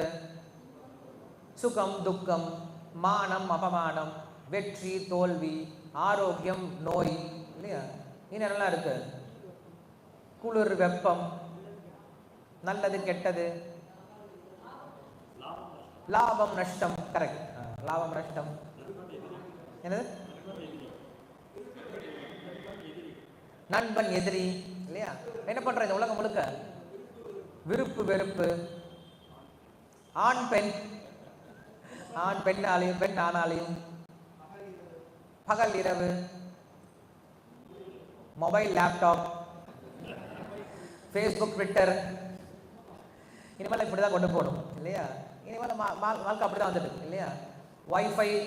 வைஃபை ரூட்டர் இல்லையா? இதில் அதில் இன்னும் சொல்ல போகிறோம் அப்படின்னா என்ன சொல்கிறது, என்ன ட்ரெயின் அது? லோக்கல் ட்ரெயின் இல்லைன்னா வந்து மெட்ரோ ட்ரெயின் இல்லையா? இந்த மாதிரி மாற்றி தான் இருக்கு. நம்மளுக்கு பாதிப்பு வந்துட்டே இருக்கு. இந்த பாதிப்புலேருந்து வெளில வர்றது தான் ஆன்மீகம் சொல்லி சொல்கிறோம். சமத்துவம் யோகம் உச்சது கிருஷ்ணர் அடிக்கடி சொல்லுவார். சமபுத்தி வரணும்னு சொல்லி சொல்கிறார். சமபுத்தினா என்னது? இது ரெண்டையும் நம்ம என்ன பண்ணுவோம்? சமமாக பார்க்கறதுக்கு சமத்துவம் யோகம் உச்சது. கிருஷ்ணர் தான் மறுபடியும் சொல்லுவார். மாத்ரா ஸ்பர்ஷாஸ்து கௌந்தேய சீதோஷ சுகதுக்கதாக ஆகமா பாயினோ நித்ய தாம் திதிக்ஷ பாரத யங்கின வியதயம் தேதே புருஷம் புருஷ ரிஷப சம துக்க சுகம் தீரம் சோ அமிர்தத்வாய கல்பத்தே. அமிர்தத்துவத்தை நீ அடைய முடியும். அமிர்தத்துவம்னா என்னது? மோட்சத்தை அடைய முடியும். எப்போ அடைய முடியுமா? சம சுக்க துக்கம் தீரம் அப்படின்னு சொல்லி இது ரெண்டு எப்போ பார்க்க நீ சமமாக பார்க்க ஆரம்பிக்கணும். அவ்வளோதான் தீரர்கள் அப்படின்னு சொல்கிறாங்க. தீரர்கள் அப்படின்னா உறுதியான புத்தி உடையவர்கள். அது எப்போ வருமா? இதான் சொல்கிறாங்க. ஸ்ரீமத் பாகவத்தை படித்தா வருமா? கலித்வந்தோதிதாதித்ய, இந்த கலி அப்படின்ற இந்த இரட்டைத்தன்மையை போக்குவதற்கு நமக்கு என்ன வந்தால் போதுமா? ஸ்ரீமத் பாகவதம் வந்தால் போதுமா? ஆதித்யனை போல சூரியனை போல வந்துச்சுன்னா எதுவுமே நிற்காது, எல்லாம் அடைஞ்சு போயிடும். இந்த இந்த இரட்டைத்தன்மை நமக்கு ஏன் தெரியுமா வருது? கனவு காண்றது போல வருது. ஒருத்தர் என்ன பண்ணுறான்? பகல் நேரத்தில் நல்லா பகல் நேரத்தில் பேர் என்னென்ன அமர்நேஷ் கோயிலில் தான் உட்காந்துருக்கான். கோயிலில் கிருஷ்ணபலராமர் கோயிலில் தான் உட்காந்துருக்கான். பாகவதத்தில் தான் உட்காந்துட்டு இருக்கான். அமர்நேஷ் என்ன பண்ண மெதுவாக அப்படியே சாஞ்சிதான். நேற்று நைட்டு ஃபுல்லாக நிறையா படிச்சிருப்பான் போல இருக்கு இல்லையா? அதனால் காலைல மங்களாரத்தி வந்துட்டு போனேன். ரொம்ப டயர்டாக இருப்பான். அப்படியே சாஞ்சிட்டான். சாஞ்சா என்ன ஆறா அப்படின்னா, ஊர் என்னடா அமர்நேஷ்? தேனியில் அவன் என்ன பண்ணுறான்? அவங்க வயக்காடு வந்து சுற்றிட்டு இருக்கான். பின்னாடி ஒரு பாம்பு பார்த்துடுச்சு அவனை. ஏய் அமர்நேஷ், இருடா வரேன், என்ன நீ அடிச்சா இல்லை சின்ன பையனாக இருக்கும்போது அப்படின்னு சொல்லிட்டு என்னை துரத்திட்டு வருது. ஐயோ வேண்டாம் சொல்லி என்ன பண்ண அமர்நேஷ் குடுக்குன்னு ஓடுறான். பாம்பு பின்னாடி வருது. நின்று பையனை இருடு வரேன்னு சொல்லிட்டு ஓடுறான். பின்னாடி வருது. ஐயோ பாம்பு கடிக்கு சொல்லிட்டே இருக்கான். பக்கத்தில் சுதர்ஷன் உட்காந்துட்டு இருக்கான். டப் அப்படின்னா எந்திரடா, பாம்பாவது துரத்திட்டு வர எந்திரா பார்க்குறான். ஐயோ பாம்பு இல்லை, நான் தேனிலையும் கிடையாது, எனக்கு கஷ்டமும் கிடையாது. நான் எங்கே உட்காந்துட்டு இருக்கேன்? கிருஷ்ண பலராம கோயிலில் உட்காந்துட்டு இருக்கேன். பாகவதம் கேட்டுட்டு இருக்கேன். இதை முடிச்சுட்டு அடுத்து என்ன பண்ண போறேன்? பிரசாதம் சாப்பிட போறேன். ஒரு பிரச்சனை இல்லை போல இருக்கே அப்படின்னு நினைப்பான் இல்லையா? கனவுல இருக்கும்போது எல்லாம் உண்மையாக தெரியும். இப்படிப்பட்ட கனவு வந்தால் பரவாயில்ல. இதே என்ன ஆயிடுச்சு அப்படின்னா, திடீர்னு இப்போ சுதர்ஷன் தூங்க ஆரம்பிச்சிட்டான். சுதர்ஷன் தூங்கி அவன் என்ன பண்ணான்? தூங்கிட்டு இருக்கும்போது அவனை எங்கேயோ ஃபீஸ்ட்டு கூட்டிகிட்டு போகிறாங்க. ஃபீஸ்ட்டு கூட்டிகிட்டு போனால் அவனை முன்னாடி உட்கார வச்சு அவனுக்கு நிறைய லட்டு வைக்கிறாங்க. ஃபுல்லாக லட்டு வைக்கிறாங்க. 20 லட்டு வச்சுட்டாங்க. அதுக்கப்புறம் நல்லா பூரி வைக்கிறாங்க, குருமா வைக்கிறாங்க. மாதாஜி போதும் மாதாஜி, என்னால் சாப்பிட முடியல. மாதாஜி போதும் மாதாஜி, என்னால் லட்டு சாப்பிட முடியல. போதும் லட்டு போதும், எனக்கு குலாப் ஜாமுன் போதும், எனக்கு பூரி வேணும், பூரி வேணாம் குலாம். பக்கத்தில் டேய் லட்டாவது பூரி, அது கிச்சடி தான் சாப்பிட முடியும். எந்திரா சே கொஞ்சம் நேரம் கனவுலேயே இருந்திருப்பான் போறக்கு, சந்தோஷத்தை கெடுத்துட்டானே. உண்மையில் போய் கிச்சடி சாப்பிடும் போது அவனுக்கு வெறும் காலையில் நான் நல்லா சாப்பிட்ருப்பேன், இப்படி வந்து கிச்சடி சாப்பிட வச்சுட்டாங்களே. இன்ப துன்பம் ரெண்டுமே ஒருத்தனுக்கு என்னதான் இந்த உலகத்தில் துன்பம் தான், இது இன்பமே கிடையாது. ஏன்னா ரெண்டுமே என்னதான் நம்மளுக்கு பொய்யானது தான், ரெண்டுமே உண்மை கிடையாது. ஏஹி சம்ஸ்பர்ஷா போகா துக்கயோ நைவ ஏவதே ஆத்யந்த வந்த கவுந்தேய நதேஷு ரமதே புதஹா. கிருஷ்ணர் சொல்றாரு, இந்த உலகத்தில் புத்திசாலிகள் அனுபவிக்கணும்னு நினைக்கவே மாட்டாங்க. யாரு புத்திசாலிகள் நினைக்க மாட்டாங்க. ஏன் அப்படி சொல்றாரு அப்படின்னா, ஏஹி சம்ஸ்பர்ஷா போகாக, இந்த உலகத்தில் சந்தோஷம் எத்தனை நினைக்கிறோம், ரெண்டு விஷயத்தை சேர்க்கறது. இந்த கண்ணு ஒரு பொருளை பார்க்குது, பார்த்தா சந்தோஷம் நினைக்கிறோம். எப்படி சந்தோஷம் கிடைக்கும்? அந்த காலத்தில் என்ன பண்ணுவாங்கன்னா, போஸ்டரை பார்த்துட்டு ஆளும் போஸ்டரே பார்த்துட்டு இருப்பாங்க, அதை பார்த்து சந்தோஷம் அடைவாங்க. ஏதோ ஒரு விஷயம் என்ன பண்ணுது, நம்ம காதுக்குள்ளே போகுது, அது சந்தோஷம் நினச்சிட்டு இருக்கும். ஏதோ ஒரு விஷயம் வாய்க்குள்ளே போகுது, அது சந்தோஷம் நினச்சிட்டு இருக்கும். இதெல்லாம் நம்மளுக்கு சந்தோஷமே கிடையாது. ஏஹி சம்ஸ்பர்ஷதா போகாக துக்கயோனைவ ஏவத்தை. அவர் சொல்கிறார், கிருஷ்ணர் சொல்கிறார், இந்த உலகத்தில் நீங்கள் அனுபவிக்கணும் நினைச்சா அந்த நினைவிலிருந்து உங்கள் துக்கம் ஆரம்பிக்கணும்னு சொல்லி சொல்கிறார். கரெக்டு தானே? நான் இதை அனுபவிக்கணும்னு நினைக்கிறேன், நெக்ஸ்ட் என்ன பண்ணுறேன், கார் வாங்கணும் சார், கார் வாங்கினா சந்தோஷமாக இருப்பேன் சார் அப்படின்னு ஃபஸ்ட்டு நினைக்க ஆரம்பிக்கிறேன். அந்த நினைவே நம்மளுக்கு என்ன கொடுக்குது, ஃபஸ்ட்டு பிரச்சனை கொடுக்க ஆரம்பிச்சேன். என்ன கொடுக்குது ஃபஸ்ட்டு பிரச்சனை? என்னது? பணம் இல்லையா? பணத்தை நம்ம என்ன பண்ணோம், ஃபஸ்ட்டு கலெக்ட் பண்ண ஆரம்பிக்கிறோம், பணத்தை வாங்க ஆரம்பிக்கிறோம். ஆதி வாங்கிட்டோம், வாங்கினதுக்கப்புறம் சந்தோஷம் இருக்கா? அதை ஓட்டணும், மெயின்டைன் பண்ணணும். எங்கேயாவது அடிபட்டு மல்லா கடந்தா அது பெரிய துக்கம் இல்லையா? கடைசியில் அதை விட முடியாமல் வச்சுட்டு இருக்க முடியாமல் அதை கடைசியில் டிஸ்போஸ் பண்ணிடும். ஆதி அந்த வந்த கவுந்தைய நதேஷு ரமதே புதஹா. ஒரு புத்திசாலி என்ன பண்ணக்கூடாது, இந்த உலகத்தில் சந்தோஷமாக இருக்கும் முடிவு பண்ணக்கூடாதுன்னு சொல்லி சொல்கிறேன். ஸோ அதனால் கிருஷ்ணர் சொல்கிறாரு, இந்த இரட்டிப்பு தன்மை தான் நமக்கு எல்லா பிரச்சனைக்கும் மூலம். அந்த இரட்டிப்பு தன்மையிலேருந்து ஒருத்தர் என்ன ஆகணும், வெளியில் வரணும். இப்போ வெளில வந்த பிறகு என்ன ஆச்சு, சுதர்ஷன் கண்ணை திறந்தான், கண்ணை திறந்து என்ன ஆனது, எல்லாமே கிளீனாக தெரிஞ்சது. அவனுக்கு சொல்லிக் கொடுக்கணுமா நம்ம மறுபடியும் சுதர்ஷனா நீங்கள் கோயிலில் உட்காந்துருக்கடா, இந்த பாண்டா இதுதான் கிருஷ்ண பலராம் கோயில், இதுதான் கிருஷ்ண பலராமர், நீ சுதர்ஷனா, உங்கள் அப்பா பேர் இது, உங்கள் அம்மா பேர் இது, இதெல்லாம் மறந்து போயிட்டடா அப்படின்னு சொல்லிக் கொடுக்கணுமா? அவனுக்கு சொல்லிக் கொடுக்க தேவையில்லை. எந்திரிச்சிட்டா என்ன ஆகும், அவனுக்கு எல்லாமே தெரியும். இப்போ மறந்துருக்கான், அவனை எழுப்பி விட்டா போதும், அவனுக்கு எல்லாம் ஞாபகம் வந்துடும். அதுபோல் ஆத்மாவை பற்றியோ பகவானை பற்றிய விஷயத்தை நீங்கள் ஆத்மாவுக்கு சொல்லிக் கொடுக்கணும் அப்படின்ற அவசியம் கிடையாது. ஆத்மா அப்படிங்கிறது ஸ்வயம் வியக்தமாக இருக்கும். அதை நீங்கள் என்ன பண்ணால் போதும், அதை கொஞ்சம் தூண்டி விட்டால் போதும். நீங்கள் ஆத்மாவை நீங்கள் தூண்டி விட்டு அதை நீங்கள் எழுப்பி விட்டீங்கன்னா போதும், அந்த ஆத்மாவுக்கே தெரியும் தான் யாருன்னு தெரியும், இந்த உலகம்னா என்னன்னு தெரியும், பகவான் என்னன்ட்டு இந்த ஆத்மாவுக்கு தெரிய ஆரம்பிச்சிடும். அதான் சொல்கிறாரு, சூரியன் எப்படி வந்தது அப்படின்னா எல்லாம் நம்மளுக்கு தெரிய ஆரம்பிச்சு, பிரத்யட்சமாக தெரிய ஆரம்பிக்கும். அதுபோல் என்ன ஆயிடுவா, ஸ்ரீமத் பாகவத்தை படித்தோம் அப்படின்னா நமக்கே எல்லா விஷயங்களும் புரிய ஆரம்பிக்கிறோம். சர்வ பாகவத பிராண ஸ்ரீமத் பாகவத பிரபோ கலித்வந்தோதிதாதித்ய ஸ்ரீகிருஷ்ண பரிவர்த்தித. ஒருவனுக்கு கடைசியில் எதை கொடுக்குமா, இது கிருஷ்ணரையே கொண்டு வந்து கையில் கொடுத்துரும் அப்படின்னு சொல்லி சொல்கிறார். கிருஷ்ணரை பிடிக்க முடியுமா? பிடிக்கவே முடியாது. கிருஷ்ணர் யாரால பிடிக்க முடியாது, அவான் மன கோச்சரஹா அப்படின்னு சொல்லி வேதமே சொல்லுது. வேதத்தினாலேயே பிடிக்க முடியல கிருஷ்ணர். வேதங்கள் என்ன பண்ணுது அப்படின்னா வார்த்தைகளால் முதல்ல கிருஷ்ணரை பிடிச்சிடலாமா நினைக்குது. கையால் பிடிக்க முடியாது, கண்ணால் பிடிக்க முடியாது. அப்போ என்ன பண்ணலாம், வார்த்தைகளால் கிருஷ்ணரை வர்ணிக்கலாமே, பிடிக்கலாமே சொல்லிட்டு என்ன பண்ணுது, வார்த்தைகளால் கிருஷ்ணரை வர்ணிக்க ஆரம்பிக்குது. எழுதுது, வர்ணிக்க ஆரம்பிக்க வார்த்தைகள் தீர்ந்து போயிடுச்சு. ஆனால் கிருஷ்ணனுடைய குணங்கள் என்ன ஆகவே இல்லைன்னு தீரவே இல்லை. அதனால் வாக்கு திரும்பி வந்துடுச்சான். என்னால் கிருஷ்ணரை வர்ணிக்க முடியாது, பிடிக்க முடியாது சொல்லி வாக்கு திரும்பி வந்துடுச்சான். அடுத்தது மனசு கிளம்புனதான். சரி, வாக்குனால முடியாத விஷயத்த மனசால முடியும் இல்லையா? மனசால என்ன பண்ண முடியும், கற்பனை பண்ணி நிறைய விஷயத்த கைப்பற்ற முடியும். அப்போ என்ன பண்ணாரு, கற்பனை மனசு கிளம்ப ஆரம்பிச்சான், கிருஷ்ணரை பிடிச்சிடலாம் அப்படின்னு சொல்லிட்டு மனசும் போயிட்டு திரும்ப வந்துடுச்சான். இப்படி நம்முடைய வாக்காலையும் மனதாலையும் கூட கட்டுப்படுத்த முடியாத, தெரிந்து கொள்ள முடியாத ஒரு தத்துவத்தை என்ன பண்ணுது, ஸ்ரீமத் பாகவதம் நம்மளுக்கு பிடிச்சு அப்படி கையில் கொடுத்துருதான், இந்த அப்படின்னு கொடுத்துருதான். அப்போ இந்த ஸ்ரீமத் பாகவத்தை விட்டு நம்ம வேறு என்ன பண்ண வேண்டியது இருக்குது? கலித்வந்தோதிதாதித்ய ஸ்ரீகிருஷ்ண பரிவர்த்தித பரமானந்த பாட்டாய பிரேமவரசக்ஷராயதே சர்வதா சர்வசேவ்யாய ஸ்ரீகிருஷ்ணாய நமோஸ்துதே. பரமானந்த பாட்டாய, இந்த ஸ்ரீமத் பாகவதம் படிக்கும் போது எப்படி இருக்குமா, பரம ஆனந்தத்தை கொடுக்கும்னு சொல்லி சொல்ல. பரமானந்த பாட்டாய பிரேம வருஷக்ஷராயதே, ஸ்ரீமத் பாகவதம் படிக்கிறதுனால ஒருவனுக்கு பகவான் மேலே அன்பு என்ன ஆகுமா, அதிகமாக ஆரம்பிக்கும் சொல்றாங்க. யஸ்யாம் வை ஸ்ருணுமானாயாம் கிருஷ்ணே பாரமபூருஷே பக்திர் உற்பத்தியதே பும்சாம் சோக மோக பயாபஹ அப்படின்னு கிருஷ்ணர் சொல்றார். ஜாஸ்தர் சொல்றார். என்ன சொல்றாரு? யஸ்யாம் வை ஸ்ருணுமானாயாம், எவன் ஒருவன் ஸ்ரீமத் பாகவத்தை கேட்க ஆரம்பிச்சிட்டானோ அப்படின்னு சொல்றாரு. ஸ்ரீமத் பாகவத்தை முழுவதும் கேட்க தேவையில்லை, கேட்க ஆரம்பிச்சிட்டாவே போதும் சொல்றாரு. அதனால பிரசன்ட் கண்டினியூஸ்ல பேசுறாரு. கேட்டுட்டு இருக்கும் பொழுதே அப்படின்னு சொல்றாரு. சாத்தியோ ஹிருத்ய அவருத்திய அத்திர கிருதிபிஹி சுஷ்ரூஷபிஸ் தட்சணாத் அப்படின்னு ஸ்ரீமத் பாகவத்தில் சொல்றாரு. தட்சணம் அப்படின்னு என்னது? அந்த க்ஷணத்தில் உனக்கு சந்தோஷம் கிடைக்குமா? இன்னைக்கு நான் பாகவதம் படித்தேன் அப்படின்னா 5 வருஷத்துக்கு அப்புறம் சந்தோஷம் கிடைக்கலாம் கிடையாது. இன்னைக்கு பாகவதம் படித்தா எனக்கு எப்போ கிடைக்கும் சந்தோஷம்? உடனே ரிட்டர்ன்ஸ் இல்லையா? நமக்கு சேவிங்ஸ்லாம் எப்படி வரும்? இப்போ போட்டால் 10 வருஷத்துக்கு அப்புறம் மெச்சூர் ஆகும். ஆனால் பாகவதம் அப்படி கிடையாது. இன்னைக்கு இப்படி போட்டிங்கன்னா உங்களுக்கு ரிட்டர்ன்ஸ் இவ்வளோ வருமா? நான் வாயில் குலாப் ஜாமுன் போட்டேன், குலாப் ஜாமுன் போட்டுட்டு வீட்டுக்கு போய் எனக்கு டேஸ்ட் தெரியுமா என்ன? குலாப் ஜாமுன் போட்டால் என்ன ஆகும்? அந்த க்ஷணமே நம்மளுக்கு டேஸ்ட் தெரிய ஆரம்பிக்கும் இல்லையா? அது போல சொல்றாரு, ஸ்ரீமத் பாகவத்தை படித்தா அந்த க்ஷணமே ஒருத்தர் என்ன கிடைக்குமா? பரமானந்த பாட்டாய பிரேம வரசக்ஷராயதே, ஒரு கிருஷ்ணர் மேலே அன்பை உண்டுபடுத்தின்னு சொல்லி சொல்றாரு.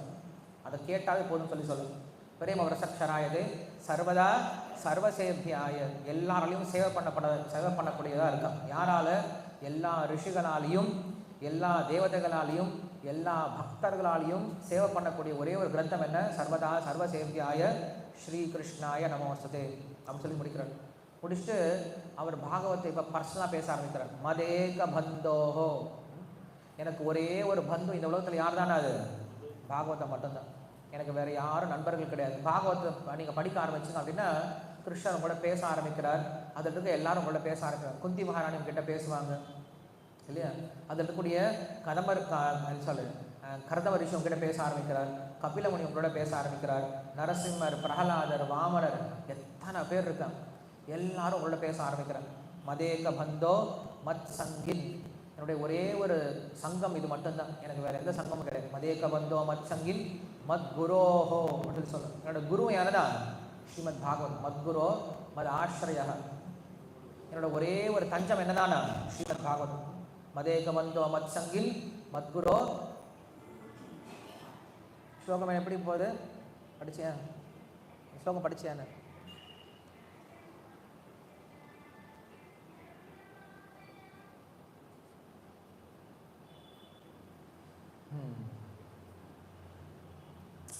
மதேக பந்தோ மத் சங்கின் மத்குரோ மண் மகாதனாக மன்னிஸ்தாரக மத்பாக்ய மதானந்த நமோஸ்துதே அப்படின்னு சொல்லி சொல்லுங்க.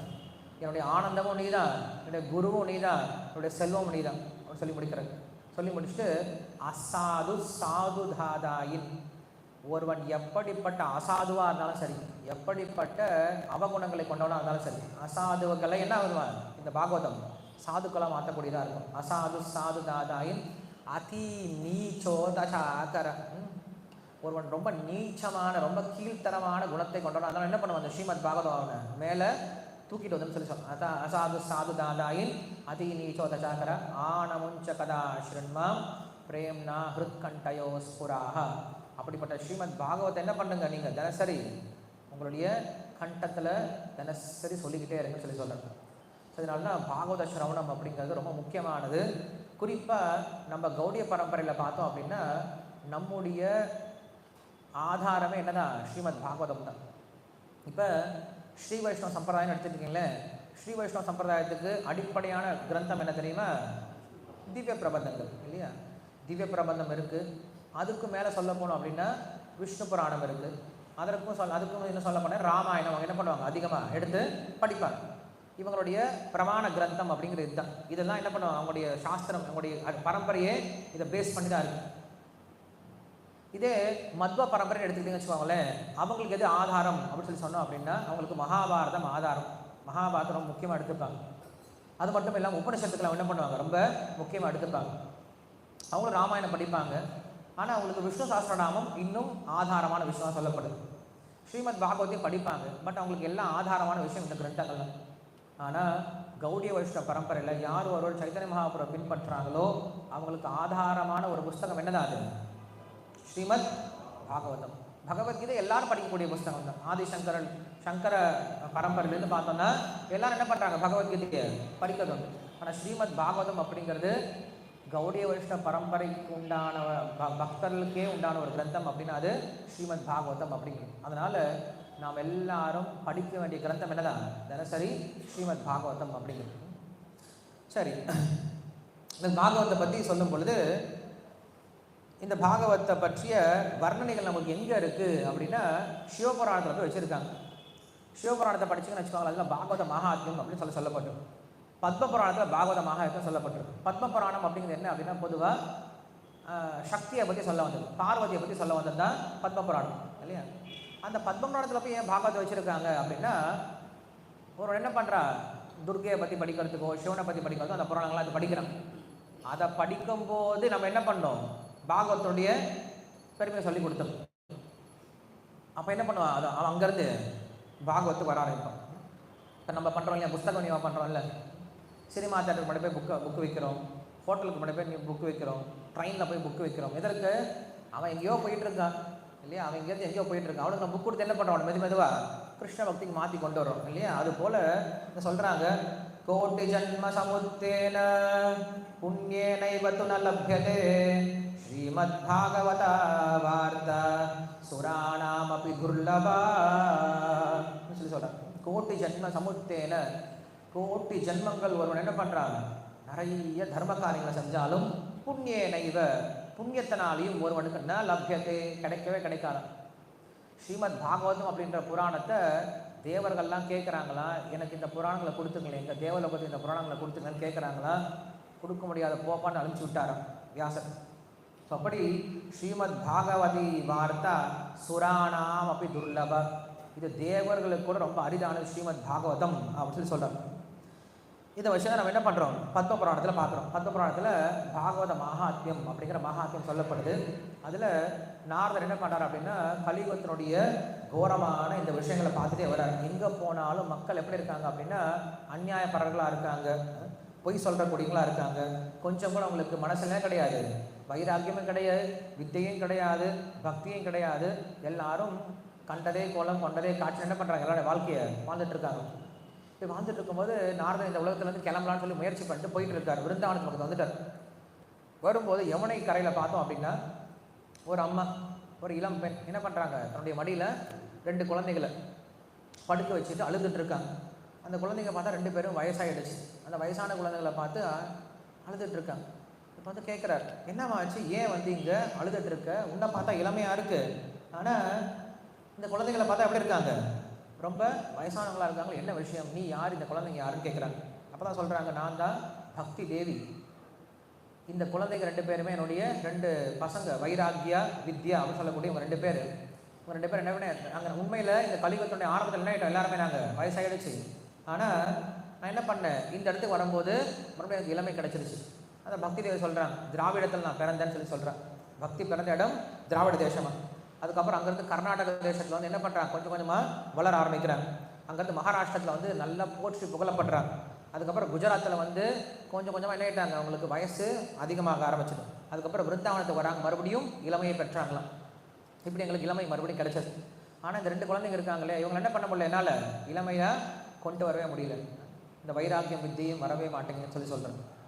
என்ன பண்ணுறது அப்படின்னு கேள்வி கேட்கும்போது நாரதர் வந்து என்ன பண்ணுறாருன்னா, உபனிஷத்துக்களை சொல்லி பார்க்குறாரு, வேதங்களை சொல்லி பார்க்குறாரு, எல்லாத்தையும் சொல்லி பார்க்குறாரு. அந்த குழந்தைங்களுக்கு 2 பேர் என்ன ஆகவே இல்லை, இளமை திரும்ப வரவே இல்லை. அப்போ என்ன பண்ணார் நாரதர், அவருடைய குரு கிட்ட போனார். யார்? சனத்குமார்கிட்ட போனார்.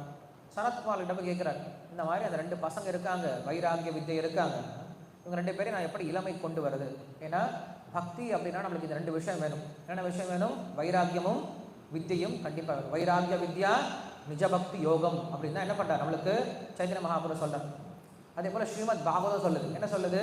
வாசுதேவே பகவதி பக்தி யோக பிரயோஜிதா ஜனயதி ஆஷு வைராக்கியம் ஞானம் ச தகைத்துக்கம் அப்படின்னு சொல்கிறார். ஒருவன் பக்தி செஞ்சான் அப்படின்னா அவனுக்கு என்ன வரணும்? கண்டிப்பாக 2 விஷயம் வந்தே தீரணும். என்ன வரணும்?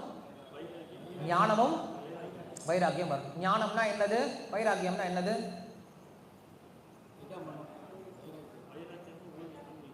ஞானம்னா ஞானம், வேத அறிவு. வைராக்கியம்னா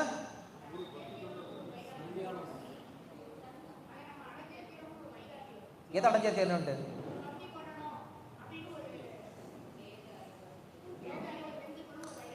ஓகே, ஞானம் அப்படின்னா என்ன?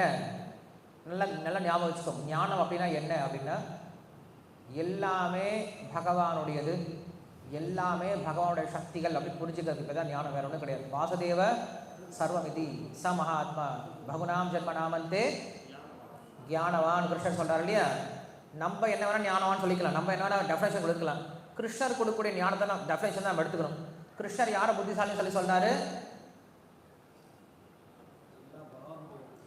எப்போ ஒருவன் எல்லாவற்றிலும் பகவானை பார்க்க ஆரம்பிக்கிறானோ, எல்லாமே பகவானுடைய சக்திகள்னு பார்க்க ஆரம்பிக்கிறானோ, அதான் என்ன சொல்றாரு? உண்மையான ஞானம் அப்படின்னு சொல்றாரு. எழுதி வச்சுக்கணும் அப்படின்னு சொல்லிட்டே இருக்கோம். இதனால தான் உங்களுக்கு இல்லை என்ன, நம்ம எல்லாருமே புத்தம் பக்தர்களாக இருக்கோம் இல்லையா, அப்போ மறந்து போயிடும், எல்லாத்தையும் மறந்து போயிடும். பக்தி பரவசம் எல்லாம் மறந்து போயிட்டோம்னு சொல்லுவோம். உங்கள் எல்லாருக்கும் நான் நோட்டு பேனெல்லாம் வாங்கி வச்சுருக்கேன், சொந்த காசில் நோட்டு பேனெலாம் வாங்கி வச்சுருக்கேன். உங்ககிட்ட கொடுத்து எழுதி வைக்கலான்னு சொல்லிட்டு யாருக்கு விருப்பம் இருக்குன்னு தெரியல. ஏன்னா யாருமே வாரம் வாரம் வந்தால் பரவாயில்ல இல்லையா. இங்கே எத்தனை பேர் வாரம் வாரம் வரலான்னு முடிவு பண்ணியிருக்கீங்க ஒவ்வொரு சண்டேவும்?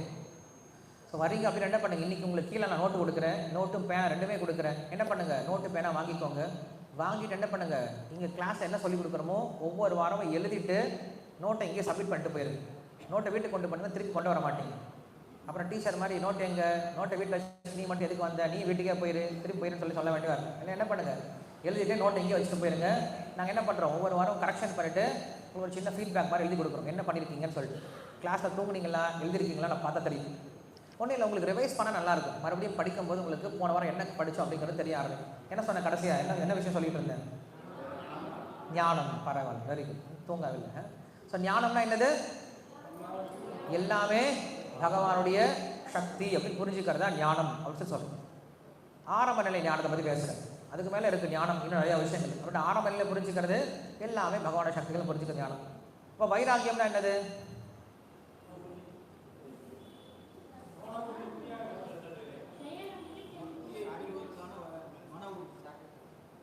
வைராக்கியம் அப்படின்னா சாக்ரிஃபைஸ், திட எண்ணம், பற்றற்ற நிலை, மன உறுதி. இதான் ஒரு செயலை முடிக்கணும். வைராக்கியம் விடாமுயற்சி. இப்போ தான் ஃபஸ்ட்டு உங்களுக்கு க்ளூ கொடுத்துட்டேன். என்ன க்ளூ கொடுத்தேன்? எல்லாமே பகவானுக்கு சொந்தமானது, எல்லாமே பகவான சக்திகள் புரிஞ்சுக்கிட்டோம். புரிஞ்சுக்கிட்டு அடுத்தது என்ன பண்ணும்? எல்லாத்தையுமே அவருடைய சேவையில் உபயோகப்படுத்தணும். அதுதான் வைராக்கியம். நல்லா புரிஞ்சுக்கோங்க. வைராக்கியம் அப்படின்னா மன உறுதி, விடாமுயற்சி, எடுத்த காரியத்தை முடிக்கணும், இதெல்லாம் வைராக்கியம். நம்ம இதுக்கெல்லாம் எக்ஸ்பிளேஷன் கொடுத்துருக்கோம். பட் வைராக்கியத்துக்கான சிம்பிள் டெஃபினேஷன் என்ன அப்படின்னா, எப்போ எல்லாமே பகவானுக்கு சொந்தமானதோ அப்போ என்ன பண்ணணும்? எல்லாத்தையுமே பகவானுடைய சேவையில் உபயோகப்படுத்தணும். எதெல்லாம் உபயோகப்படுத்தணும்? இந்த உடல் யாருக்கு சொந்தமானது? விசித்திர தேக சம்பத்தி ஈஸ்வராய நிவேதிதும் அப்படின்னு உபனிஷத் சொல்லுது. இந்த உடல் அப்படிங்கிற சம்பத்தி இருக்கு இல்லையா, இந்த சொத்து இருக்கு இல்லையா, இந்த சொத்தை எதுக்காக கொடுத்துருக்காரு பகவான்? நமக்கு ஈஸ்வராய நிவேதித்தும், பகவானுக்கு சமர்ப்பணம் பண்ணுறதுக்காக கொடுத்துருக்காரு. நம்ம என்ன பண்ணுறோம்? ஜாக்கிரதையாக வாங்கிட்டு அவர் கொண்டு கொடுக்காம வேலை பண்ணிட்டு இருக்கோம் இல்லையா, நம்மளுக்காக உழைச்சிட்டு இருக்கோம். அதான் சொல்கிறார், வைராக்கியம் அப்படின்னா வரணும் கிடையாது. எப்போ எல்லாமே பகவானுக்கு சொந்தமானதுன்னு புரிஞ்சுக்கிட்டீங்களோ அப்போ என்ன பண்ணணும்? எல்லாத்தையுமே பகவானுடைய சேவையில் உபயோகப்படுத்தணும். எதையும் விட்டுட்டு போகிறதுக்கு பேர் வைராக்கியம் கிடையாது. கிருஷ்ணர் இந்த வைராக்கியத்தை பற்றி பயங்கரமாக திட்டுறார். 4வது அத்தியாயம் 5வது அத்தியாயம், குறிப்பாக 5வது அத்தியாயத்தில் படித்து பார்த்தீங்கன்னா கிருஷ்ணர் வைராக்கியம் திட்டுறார். என்னடா அர்ஜுனா, சன்னியாசம் சன்னியாசம் வைராக்கியம் வைராக்கியம் சொல்கிறேன். எது வைராக்கியம்? எல்லாத்தையும் விட்டுட்டு போகிறது. எல்லாத்தையும் விட்டு போகிறது என்ன அர்த்தம்? எனக்கு இது வேண்டாம், எனக்கு வேண்டாம்னு விட்டுட்டு போகிறது. உனக்கு சொந்தமானது எது நீ விட்டுட்டு போகிறதுக்கு? ஆமாம், உண்மைதான் இல்லையா. எனக்கு சொந்தமானது நான் விட்டுட்டு போக முடியும், எனக்கு சொந்தமே இல்லாத வச்சு நான் விட்டு போக முடியுமா? நான் என்ன பண்ணுறது? திடீர்னு ரயில்வே ஸ்டேஷனில் போய் நிற்கிறேன், மதுரை ரயில்வே ஸ்டேஷனில் நின்றுக்கிட்டு, இன்றிலிருந்து நான் வந்தே பாரத் ட்ரெயினை நாட்டுக்காக நான் தியாகம் பண்ணுறேன், எனக்கு இனிமேல் வந்தே பாரத் ட்ரெயின் தேவையில்லை அப்படின்னு சொன்னாங்க. என்ன பண்ணுவாங்க? எல்லாருமே சிரிப்பாங்க இல்லையா. ஏன்னா அது உன்னுடைய சொத்தே கிடையாது. அதை நீ எங்கே போய் என்ன பண்ண போகிற? தியாகம் பண்ண முடியாது. அப்போ உண்மையான தியாகம் அப்படின்னா என்ன அப்படின்னா, எல்லாமே பகவானுக்கு சொந்தமானது அப்படின்னு புரிஞ்சுக்கிட்டு அதை எல்லாத்தையும் நம்ம என்ன பண்ணணும், பகவானுடைய சேவையில் உபயோகப்படுத்துறது தான் உண்மையான வைராக்கியம் அப்படின்னு புரிஞ்சுக்கணும். இது ரூப கோஸ்வாமி பேசியிருக்காரு. பல்கு வைராக்கியம் உண்மையான வைராக்கியம். என்ன ஸ்லோகம் அது?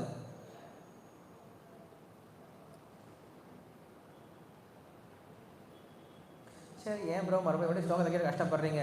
வாட்டி படிக்கிற சொல்ல அந்த விஷயத்தை சொல்லிட்டு போயிட்டே இருங்க. 2 பேர் என்ன பண்ணுறாங்க, அங்கே உட்காந்து அழுதுட்டு இருக்காங்க. அப்போ என்ன பண்ணான்னு இவரெல்லாம் சொல்லி பார்த்தாரு, ஒன்றும் முடியவே இல்லை. அதுக்கப்புறம் என்ன ஆகுது அப்படின்னா, அவர் வந்து கேட்குறாரு. கேட்ட உடனே சனத்குமார் அவர்கள் சொல்கிறாங்க, ஏன் உனக்கு தெரியாதா, வழி தெரியாதா? என்ன வழி? இவங்க 2 பேரும் எழுக்க சுதர்சன கைகளுக்கு வந்திருக்கும். இவங்க 2 பேரும் எழுப்புறது என்ன தெரியுமா வழி? ஸ்ரீமத் பாகவதத்தை சொல்லு. ஸ்ரீமத் பாகவதம் கேட்டால் அவங்க என்ன, அவங்க 2 பேரும் எந்திரிச்சிருப்பாங்க அப்படின்னு சொல்கிறாங்க. அப்போ கேட்குறாரு, ஸ்ரீமத் பாகவதம் சொன்னால் எப்படி எந்திரிச்சிருப்பாங்க? நான் தான் வேதத்தை ஃபுல்லாக சொல்லிட்டேன், உபனிஷத்தெல்லாம் சொல்லிட்டேன், இதெல்லாம் சொல்லியும் கேட்காத ஒரு விஷயம் பாகவதம் சொன்னால் எந்திரிச்சிருமா அப்படின்னு கேட்குறாங்க. ஏன்னா பாகவதம் அப்படிங்கிறது என்னது? ஒரு மரத்தினுடைய பழம் அப்படின்னு சொல்கிறோம். அந்த மரத்துக்கு எது முக்கியம்? வேர் இருந்தால் தான் பழமே வரும். நான் என்ன பண்ணிட்டேன், சாஸ்திரத்துக்கான வேராக இருக்கக்கூடிய உபனிஷத்தையே சொல்லிட்டேன். உபனிஷத்தை சொல்லி அவங்க எந்திரிக்கவே இல்லை, இந்த பழத்தை கொடுத்தா எப்படி எந்திரிப்பாங்க அப்படின்னு கேட்குறாங்க. அப்போ அவங்க சிரிச்சுட்டே சொல்கிறாங்க, உனக்கு மாம்பழம் சாப்பிடணும் அப்படின்னா வேற சாப்பிடுவியா, பழத்தை சாப்பிடுவியா அப்படின்னு கேட்குறாங்க. மாம்பழ சீசன் வந்துருச்சு இல்லையா, மாம்பழம் சாப்பிடணும். வந்து என்ன பண்ணுறான், பழத்தை பிச்சு சாப்பிட்றான். எனக்கு பழம் கிடைக்கவே இல்லை. என்ன பண்ணுறான், கப்பன்ட்டு பூமியை கொஞ்சம் தோண்டி வேற இடத்துக்கு கரக்கரன்னு கடிச்சு சாப்பிட்றான். அதில் என்ன வரும், ருச்சி வருமா? ஒரு ருச்சி வராது இல்லையா? அதுபோல் உபனிஷத்திலிருந்து தோன்றியது தான் ஸ்ரீமத் பாகவதம் அப்படின்ற பழமாக இருந்தாலும் நீங்கள் கிருஷ்ணர் எங்கே தான் ருச்சிக்க முடியும்? பழத்தை தான் ருச்சிக்க முடியும், வேரில் ருச்சிக்க முடியாது அப்படின்னு தான் சொல்கிறாங்க. ஸோ அதே போல் தான் நம்ம என்ன பண்ணோம் அப்படின்னா, வேதத்துடைய சாரமான விஷயத்தை எங்கே புரிஞ்சுக்கலாமா? ஸ்ரீமத் பாகவத்தில் புரிஞ்சிக்க முடியும் அப்படின்னு சொல்லிட்டு சனத்குமார் என்ன பண்ணுறாங்க அப்படின்னா, அவர் இன்னும் கதை சொல்ல ஆரம்பிக்கிறார். என்ன கதை சொல்ல ஆரம்பிக்கிறார் அப்படின்னா, துங்கபத்ரா அப்படின்னு ஒரு நதி இருந்ததான். அந்த நதிக்கரையில் ஆத்மதேவன் அப்படின்னு ஒரு ராஜா வாழ்ந்துட்டு இருந்தான். என்ன பேர்? ஆத்மதேவன் அப்படின்னு ஒரு ராஜா வாழ்ந்துட்டு இருந்தான். அவனுக்குன்னு ஒரு மனைவி கிடைச்சா. அவன் மனைவி பேர் என்ன தெரியுமா? துந்துலி அப்படின்னு பேர். என்னது? துந்துலி அப்படின்னு பேர். பேர் கேட்கவே ரொம்ப ஜோக்கா இருக்கு இல்லையா? துந்துலி அப்படின்னு பேர். இவங்க 2 பேரும் வாழ்க்கையை வாழ்ந்துட்டு இருக்காங்க. இதில் ஆத்மதேவன் ரொம்ப ஆன்மீகமயமானவன். அவனுக்கு நிறைய ஆன்மீக விஷயத்தில் ஈடுபடணும் அப்படின்னு ஆசை. துந்துலிக்கு ரொம்ப சோம்பேறி, சாப்பிட்டு தூங்கணும் அப்படின்னு சொல்லிட்டு ஆசை இல்லையா? சாப்பிட்டா என்ன பண்ணுவா, கை கழுவ கூட முடியும், அப்படியே படுத்துறது, டபக்குன்னு படுத்துறது இல்லையா? இப்படியே வாழ்க்கையை வாழ்ந்துட்டு இருக்கான். இவங்க 2 பேருக்கும் குழந்தை பேரே இல்லாமல் வாழ்ந்துட்டு இருக்காங்க. அப்போ என்ன பண்ணுறாருன்னா, இந்த ஆத்மதேவன் போயிட்டு ஒருத்தர்கிட்ட, எனக்கு இந்த மாதிரி குழந்தையே இல்லை அப்படின்னு சொல்லிட்டு ரிஷிகிட்ட கேட்குறாரு. அவர் என்ன பண்ணார், ஒரு மாம்பழத்தை கொடுத்து அனுப்புகிறார். இந்த மாம்பழத்தை சாப்பிட சொல்லு, குழந்தை உண்டாகும் அப்படின்னு சொல்லி அனுப்புகிறார்.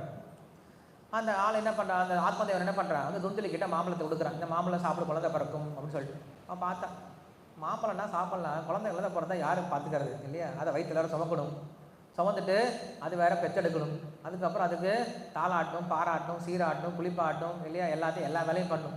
குழந்தை பிறக்கும் எல்லாம் கங்கராஜுலேஷன் சொல்லுவாங்க, குழந்தை பிறந்துச்சியா, வெரி குட் அப்படின்னு சொல்லுவாங்க. அதுக்கப்புறம் படுற கஷ்டம் அவனுக்கு தான் தெரியும் இல்லையா? இந்த வீட்டில் பெரியவங்களாம் சும்மா இருக்க மாட்டாங்க. கல்யாணம் முடியாத வரைக்கும் கல்யாணம் வச்சா கல்யாணம் பண்ணதானப்பா வாழ்க்கை, கல்யாணம் பண்ணதாப்பா வாழ்க்கை அப்படின்னு சொல்லிட்டே இருப்பாங்க. ஏதோ சொல்கிறாங்களே பெரியவங்க சொல்கிறாங்கன்னு சொல்லிட்டு கல்யாணம் பண்ணும். இப்போ மாட்டிக்கிட்டான், நம்மள மாதிரி மாட்டிக்கிட்டான் இல்லையா? Very good. ஃபஸ்ட்டு விஷயம் முடிஞ்சிச்சு, ஃபஸ்ட்டு டார்கெட் முடிஞ்சது. அடுத்தது குழந்தை எப்போ அடுத்தது குழந்தை, அடுத்தது மாட்டினான் இப்போ இல்லையா? இனி மேலே விட வெளில நகர்த்தவே முடியாது, கட்டி போட்டாங்க. இந்த உலகத்தில் என்ன பண்ணுறாங்க, நல்லா கட்டி போட்டாங்க. அதுக்கப்புறம் ஒரு வீடு வாங்கினாங்க. எப்படா வீடு கட்ட போகிறேன், வீடு கட்டி முடிச்சாச்சு. அப்புறம் ஒரு வண்டி வாங்க. அப்புறம் உங்கள் குழந்தை நல்லா பார்த்து, அதுக்கு குழந்தை பழிக்க, அது குழந்தை கல்யாணம் பண்ணு. இப்படியே வாழ்க்கை போயிட்டு இருக்கு. எந்த பெரியவங்களாம் நம்மக்கிட்ட, ஏன்டா இத்தனை வயசாகிடுச்சு, ஏன்டா இங்கே உட்காந்துருக்க, போய் பாகவதம் படுற, பகவத்கீதை படுற, கிருஷ்ணரை பார்த்து போடா. பெரியவங்களும் சொன்னது கிடையாது, நாமும் அந்த பெரியவங்களும் சொன்னது கிடையாது. என்ன பண்ணுறோம், இந்த உலகத்திலேயே இன்னும் இருக்குன்னு நினச்சிக்கிட்டு இருக்கோம். எவ்வளோ பெரியவங்களும் அந்த என்ன பண்ணுறாங்க, இந்த உலகத்திலேயே சுற்றிட்டு நினைக்கிறாங்க. கிரகப்பிரதாகான்னு சொல்லி சொல்கிறாங்க. பிரகமாராஜ் சொல்கிறார் இல்லையா, இந்த உலகத்தில் மனுஷங்களுக்கு புத்தியே வரது கிடையாது. என்ன சொல்கிறார் அப்படின்னா, மதீர்ண கிருஷ்ண பரத சதோவா மிதோபி மத்திய கிரகப்பிரதானாம் அதாந்த கோபி விஷதாந்த மிஸ்ரம் புனஸ்தர்வித சர்வனானாம் சொல்லி சொல்கிறார். என்னது?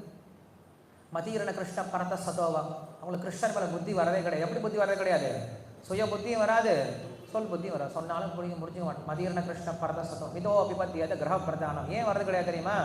ஒரு விரதம் எடுத்து வச்சு உட்காந்துருக்காங்களாம். என்ன விரதம்? நான் வீட்டை விட்டு போகவே மாட்டேன் அப்படின்னு சொல்லிட்டு விரதம் பிடிச்சி உட்காந்துருக்கான். பிடிச்சிட்டு நின்றுருக்காங்களா, அப்படி கெட்டியாக பிடிச்சிட்டு இருக்கான். அவனை எப்படி தூக்கி கொண்டு வரது இல்லையா? பிடிச்சிட்டு அவன் தூணெல்லாம் கெட்டியாக பிடிச்சிக்கிட்டான். பிடிச்சி இழுக்கிறான். வாடா வர வாடகை பிடிச்சி இழுத்துட்டு இருக்கான். அவனை எப்படி இழுத்துட்டு வர்றது? கிரக பிரதானம் அதாந்த கோபிஹி விஷதாம் தமிஸ்ரம். அங்கே என்ன பண்ணுவாங்க? நரகத்தை தான் கண்டிப்பாக போவாங்க. என்ன பண்ணுறாங்க இந்த உலகத்தில் இருக்கும்போது? இந்த வீட்டை என்ன பண்ணுறாங்க? புன சர்வித சர்மனானா மென்னதையே மின்னுட்டு இருக்காங்க. காலையில் எழுந்திரிக்கிறது, பல் விளக்கிறது, குளிக்கிறது, எல்லாம் சமைக்கிறது, சாப்பிட்றது, ட்ரெஸ் பண்ணுறது, வேலைக்கு போகிறது, சாயந்தரம் கவகவன் வருது, குளிக்கிறது, பவுடர்லாம் போட்டுக்கிறது, கொஞ்சம் நியூஸ் பார்க்கறது, கொஞ்சம் நேரம் மறுபடியும் சாப்பிட்றது, அப்புறம் வீட்டில் பேசுறது, அப்புறம் மறுபடியும் படுத்துக்கிறது, மறுபடியும் காலையில் எழுந்திரிக்கு இதே ஓடிட்டு இருக்கு காலையிலேருந்து நைட் வரைக்கும் இல்லையா? காலைல ஒரு பவுடரை பூசிக்கிறது, சாயந்தரம் ஒரு பவுடரை பூசிக்கிறது, கீழே எல்லாம் எடுத்து பவுடரை பூசிக்கிட்டு உட்காந்து ஜம்முன்னு உட்காந்து காலை டீ குடிக்கிறது, சாயந்தரம் டீ குடிக்கிறது. இதென்ன பண்ணுறாங்க மக்கள்? வேறு என்ன பண்ணுறாங்க? காலையிலேருந்து நைட்டு வரைக்கும் புன சர்வித்த சர்வனானம் இதே மென்னதையே முன்னாடியே இருக்காங்கன்னு சொல்லி சொல்கிறாங்க. ஆனால் இங்கே சொல்கிறாரு, இந்த ஆத்மதேவன் வந்து இந்த பெண்ணு கொண்டு கொடுக்குறாங்க. கொடுத்து அந்த பொண்ணு என்ன பண்ண, இதெல்லாம் யாரா பண்ணுறதுன்னு சொல்லிட்டு அந்த வீட்டில் இருக்கக்கூடிய ஒரு மாட்டு கொடுத்துட்டாலாம். ஆனால் இது பகவானுடைய பிரசாதம் இல்லையா? அந்த பிரசாதம் கண்டிப்பாக வேலை செஞ்சு ஆகும். திடீர்னு பார்த்தா என்ன ஆகுது? மாடு ஒரு குழந்தைய பெற்றெடுத்துருச்சு. அந்த மாடு பார்த்தோம் அப்படின்னா பையன்தான் இருக்கான். ஆனால் அவனுடைய தலை மட்டும் எப்படி, காது மட்டும் எப்படி இருக்கு அப்படின்னா மாடு மாதிரி இருக்கு. அவனுக்கு பேர் கோகர்ண அப்படின்னு பேர் வச்சிருக்காங்க. என்ன பேர் வச்சாங்க? கோகர்ணன் பேர் வச்சாங்க. இந்த பெண் என்ன பண்ணா அப்படின்னா, சரி நான் கர்ப்பமாக இருப்பேன், நான் என்ன பண்ணுறேன், எங்கள் அக்கா வீட்டுக்கு போகிறேன்னு சொல்லிட்டு போயிட்டான். 10 மாதம் கழிச்சு வந்து பார்த்துக்கலாம். ஹஸ்பண்ட் கேட்டால் என்ன பண்ணலாம், தங்கச்சி ஏற்கனவே கர்ப்பமாக இருக்க, அந்த குழந்தைய கொண்டு வந்து நீங்கள் காட்டிடலான்னு சொல்லிட்டு தங்கச்சி வீட்டுக்கு போயிட்டான். தங்கச்சி வீட்டிலே வாழ்ந்துட்டு இருக்கா. 10 மாதம் முடிஞ்ச ரெடி ஆகிடுச்சு. அவளுக்கும் ஒரு குழந்தை பிறந்தது. அந்த குழந்தை என்ன பண்ணிட்டா, இவ தூக்கிட்டு வந்து கொடுத்துட்டா. அவனுக்கு பேர் துந்துகாரி அப்படின்னு பேர் வச்சாங்க. பேர் என்னது? துந்துகாரி. அம்மா பேர் என்னது? துந்துலி. இவன் பேர் துந்துகாரி இல்லையா? நல்லா இருக்குல்ல பேர். இன்னைக்கு சொன்னால் ரொம்ப அழகாக எடுத்துப்பாங்க. இன்னைக்கு எல்லாம் இந்த மாதிரி டிஃப்ரெண்ட்டான பேர் தான் யோசிச்சுட்டு இருக்காங்க. பேர் வைக்க சொன்னால், சார் பேர் எப்படி வைக்கணும்னா, உலகத்தில் யாருமே அந்த மாதிரி பேரை வைக்கக்கூடாது, யார் வாயிலும் நுழையக்கூடாது, அந்த மாதிரி ஒரு பேர் வைங்க சார். ரொம்ப சாதாரணமாக பேர் வைக்கலாமே, கிருஷ்ணா, நாராயணா, ராமா, கேசவா, கோவிந்த், இந்த மாதிரிலாம் பேர் அதெல்லாம் வைக்கக்கூடாது. கிருஷ்ண அப்படின்னு பேர். என்ன சொன்னீங்க? அது வாயிலே நுழையாது இல்லையா? நாக்கு டங் ட்விஸ்டராக இருக்கணும் அப்படின்னு சொல்லுவாங்க. அந்த மாதிரி தான் பேர் வைக்கிறாங்க. அந்த மாதிரி இல்லாமல் இவனுக்கு பேர் இப்படி துந்துகாரின்னு பேர் வச்சுட்டாங்க. 2 குழந்தைங்களை சேர்த்தே வளர்த்துட்டு இருக்கான். ஒரு குழந்தை பேர் என்னது? கோகர்ணன். இன்னொரு குழந்தை பேர் என்னது? துந்துகாரி. 2 பேர் வளர்ந்துட்டு இருக்காங்களா? இல்லை கோகர்ணன் நல்ல பக்தி உடையவனாக இருக்கான், நல்ல பக்திமானாக இருக்கான், சாஸ்திரம்லாம் படிச்சுட்டு இருக்கான். இந்த துந்துகாரி எப்படி இருக்கான்? பயங்கரமான அட்டகாச பேர்வழியாக இருக்கான், ஒரே தக்கடியாக இருக்கான். தக்கடி என்ன சொல்கிறது, தக்கலை கொடுக்கூடியவனாக இருக்கான். இல்லைன்னா வந்து போக்கிரி பயலாக இருக்கான். சொல்கிற பேச்சை கேட்க மாட்டேங்கிறான் இல்லையா? பயங்கரமாக வீட்டில் ராவடி பண்ணிகிட்டு இருக்கான். அப்பாவே பலார்கள்லாம் அடிக்கிறானா. காசு கொடுக்குறியா கொடுக்க மாட்டேன்னு சொல்லிட்டு அப்பாவே பலார்கள்லாம் அடிக்கிறான். சின்ன வயசில் அப்பாவை அடித்தா எல்லாரும் சந்தோஷம் ஆகிடும். குழந்தை அடிக்கிறான் பாரு, டப் டப்புன்னு. அந்த குழந்தை என்ன பெரிய டப் டப் அடிக்கிறான். அடித்து அடி வாங்கிட்டு இருக்கான். அப்பா ஐயோ என்ன இல்லைனா அப்படி அடிக்கிறான். சின்ன குழந்தைங்க தான் பழக்க வச்சிருக்கல அடிக்க சொல்லி இல்லையா? பெரிய ஏன்னா அதை பார்த்தா அடிக்கும். அடி வாங்கிட்டே இருக்கான்னு. அதுக்கப்புறம் இதை பார்க்குறான். இதை பார்த்துட்டே இருந்த இந்த கோகர்ணன் வந்து சொல்கிறான், அவங்க அப்பா கிட்ட சொல்கிறான், அப்பா இனிமேல் இந்த வாழ்க்கை உனக்கு தேவையில்லை. என்ன பண்ண, வீட்டிலேருந்து கிளம்பி ஓடு, போதும் 50 வயசு ஆகிப்படிச்சு, இன்னும் வீட்டிலே உட்காந்துட்டு இருக்கு, கிளம்பி ஓடுன்னு சொல்லி சொல்கிறார். தர்மம் பஜஸ்வ சததம் தியஜலோக தர்மம் சாஸ்வ சாது புருஷான் காமத்ரஷ்டம் அந்நேன தோஷ குண அனித்தான் அப்படின்னு சொல்லி சொல்கிறார். தர்மம் பஜஸ்வ, தர்மத்தை எடுத்துக்கோ. சததம் தியஜ லோக தர்மம், இந்த உலக தர்மத்தை விட்டுட்டு என்ன பண்ணு, உயர்ந்த தர்மம் ஆகிய பாகவத் தர்மம் எடுத்துக்கோ. சேவஸ்வ சாது புருஷா, சாதுக்களுக்கு என்ன பண்ணு, சேவை பண்ணு. காமத்ரஷ்ணம் அந்நிய தோஷ குண ஐத்தன மசுத்தியக்துவ, என்ன பண்ண, உனக்குள்ள இருக்கக்கூடிய த்ரஷ்டம், உனக்குள்ள இருக்கக்கூடிய ஏக்கம் காமம் எல்லாத்தையும் என்ன பண்ணு, விட்டுடு. சேவ கதா மகா ரசோ மகோ நிரந்தரம் பிபய அப்படின்னு சொல்ல. எப்போ என்ன பண்ணு, உயர்ந்த பக்தர்களுக்கு சேவை பண்ணி அவங்க சொல்லக்கூடிய சாஸ்திர விஷயங்களை கேட்டு தெரிஞ்சுக்கோன்னு சொல்லி சொல்கிறார். அமுச்சு விட்டார். அவர் போயிட்டார். இந்த பையன் என்ன பண்ணுறான் அப்படின்னா, இப்படியே வேலை பண்ணிட்டே இருந்தவன் என்ன பண்ணுறான், இவனும் ஒரு நாள் இறந்துட்டான். இப்படியே நிறைய தப்பான வேலைலாம் பண்ணிட்டு இவனும் ஒரு நாள் இறந்துட்டான். இறந்த பின்னாடி என்ன ஆகுது அப்படின்னா, அவன் என்ன ஆகிட்டான், ஒரு பூதமாக மாறிட்டான். கோகர்ணனும் வெளியூருக்கு எங்கேயோ போயிட்டான், தீர்த்த யாத்திரையாக போயிட்டான். போயிட்டு வந்து பார்த்தோம் அப்படின்னா அந்த தம்பியும் காணும், அம்மாவையும் காணும். இப்போ தம்பி எங்கடா போயிட்டான்னு யோசிச்சுட்டு இருக்கும்போது அங்கே வந்து ஒரு சத்தம் வருது. அண்ணா அண்ணான்னு சொல்லி கூப்பிட்றேன். யாரா கூப்பிட்றது அப்படின்னா, யாரு? துந்துக்காரி கூப்பிட்றான், எங்கடா ஆலய காணும் அப்படின்னு. நான் பிசாசாக மாறிட்டேன்னா, ஏற்கனவே நீ பிசாசாக தானே இருந்த, புதுசாக மாறணுமா நீ? இல்லைன்னா அப்போ கண்ணுக்கு தெரிஞ்ச பிசாசாக இருந்த, இப்போ கண்ணுக்கு தெரியாத பிசாசாக இருக்கிறேன்னா.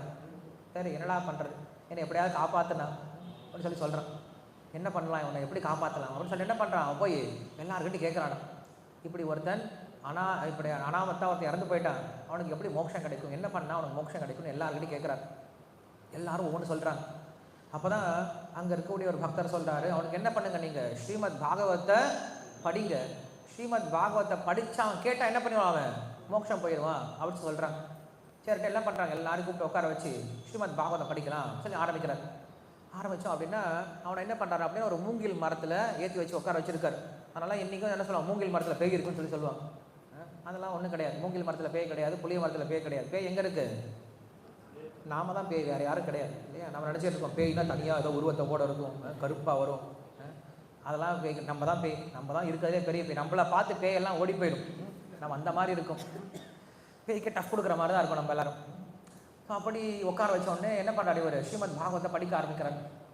பாகவத்தை படிக்க படிக்க ஒவ்வொரு நாளாக ஒவ்வொரு அந்த மூங்கிலாம் உடைய ஆரம்பிக்கும். 1 நாள் 2 நாள் 3 நாள் 5 நாள் 6 நாள் 7 நாள் டப்புன்னு மூங்கில் உடஞ்சது. மூங்கில் உடஞ்சா என்னடா அது, மேலே புஷ்பக விமானம் வந்தது. வந்தோடனே யார் ஏறினது, துந்துக்காரி மேலே ஏறினா மோட்சத்துக்கு போயிட்டான்.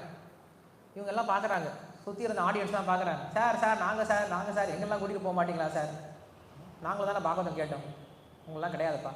ஏன் சார் கிடையாது, ஏன்னா அவன் பாகவதத்தை எப்படி கேட்டான் அப்படின்னா எனக்கு இதை தவிர வேறு வழி இல்லைன்னு கேட்டான்.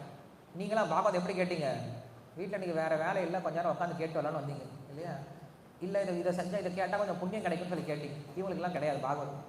நீங்கள் பாகவதம் கேட்ட சந்தோஷத்தை மட்டும் அடைஞ்சிக்கோங்க இல்லையா, பாகவத்துக்கான இறுதியான பலன் உங்களுக்கு கிடைக்காதுன்னு சொல்லிட்டு அமுச்சு விட்டார். அதனால் ஸ்ரீமத் பாகவத்தை கேட்கணும் அப்படின்னு எப்படி தெரியுமா கேட்கணும், பாகவதத்தை தவிர எனக்கு வேற கதி கிடையாது அப்படின்னு கேட்கணுமா. அப்படி கேட்டால் தான் பாகவதம் செல்லுபடியாகும். இல்லைன்னா பாகவதம் கேட்டு ஒரு பிரயோஜனம் கிடையாது. பாகவத்தை 7 நாளில் சொல்கிறது உண்டு. நிறைய பேர் சொல்லுவாங்க சப்தாகம் அப்படின்னு சொல்லி சொல்கிறது, பாகவத சப்தாகம் அப்படின்னு சொல்லி சொல்கிறாங்க. சப்தாகம்னு என்ன தெரியுமா, பாகவத்தை எப்படி தெரியுமா கேட்கணும், ஞாயிறு திங்கள் செவ்வாய் புதன் வியாழன் வெள்ளி சனி, இந்த 7 நாளில் பாகவதம் கேட்கணும். இந்த 7 நாளில் தவிர வேற ஏதாவது நாள் இருக்கா, இருக்கிறதே எத்தனை நாள் தான் இருக்கு, 7 நாள் தான் இருக்கு. அப்படின்னு என்ன தெரியுமா அர்த்தம், பாகவத்தை 7 நாளும் கேட்கணும் அப்படின்னு அர்த்தம்.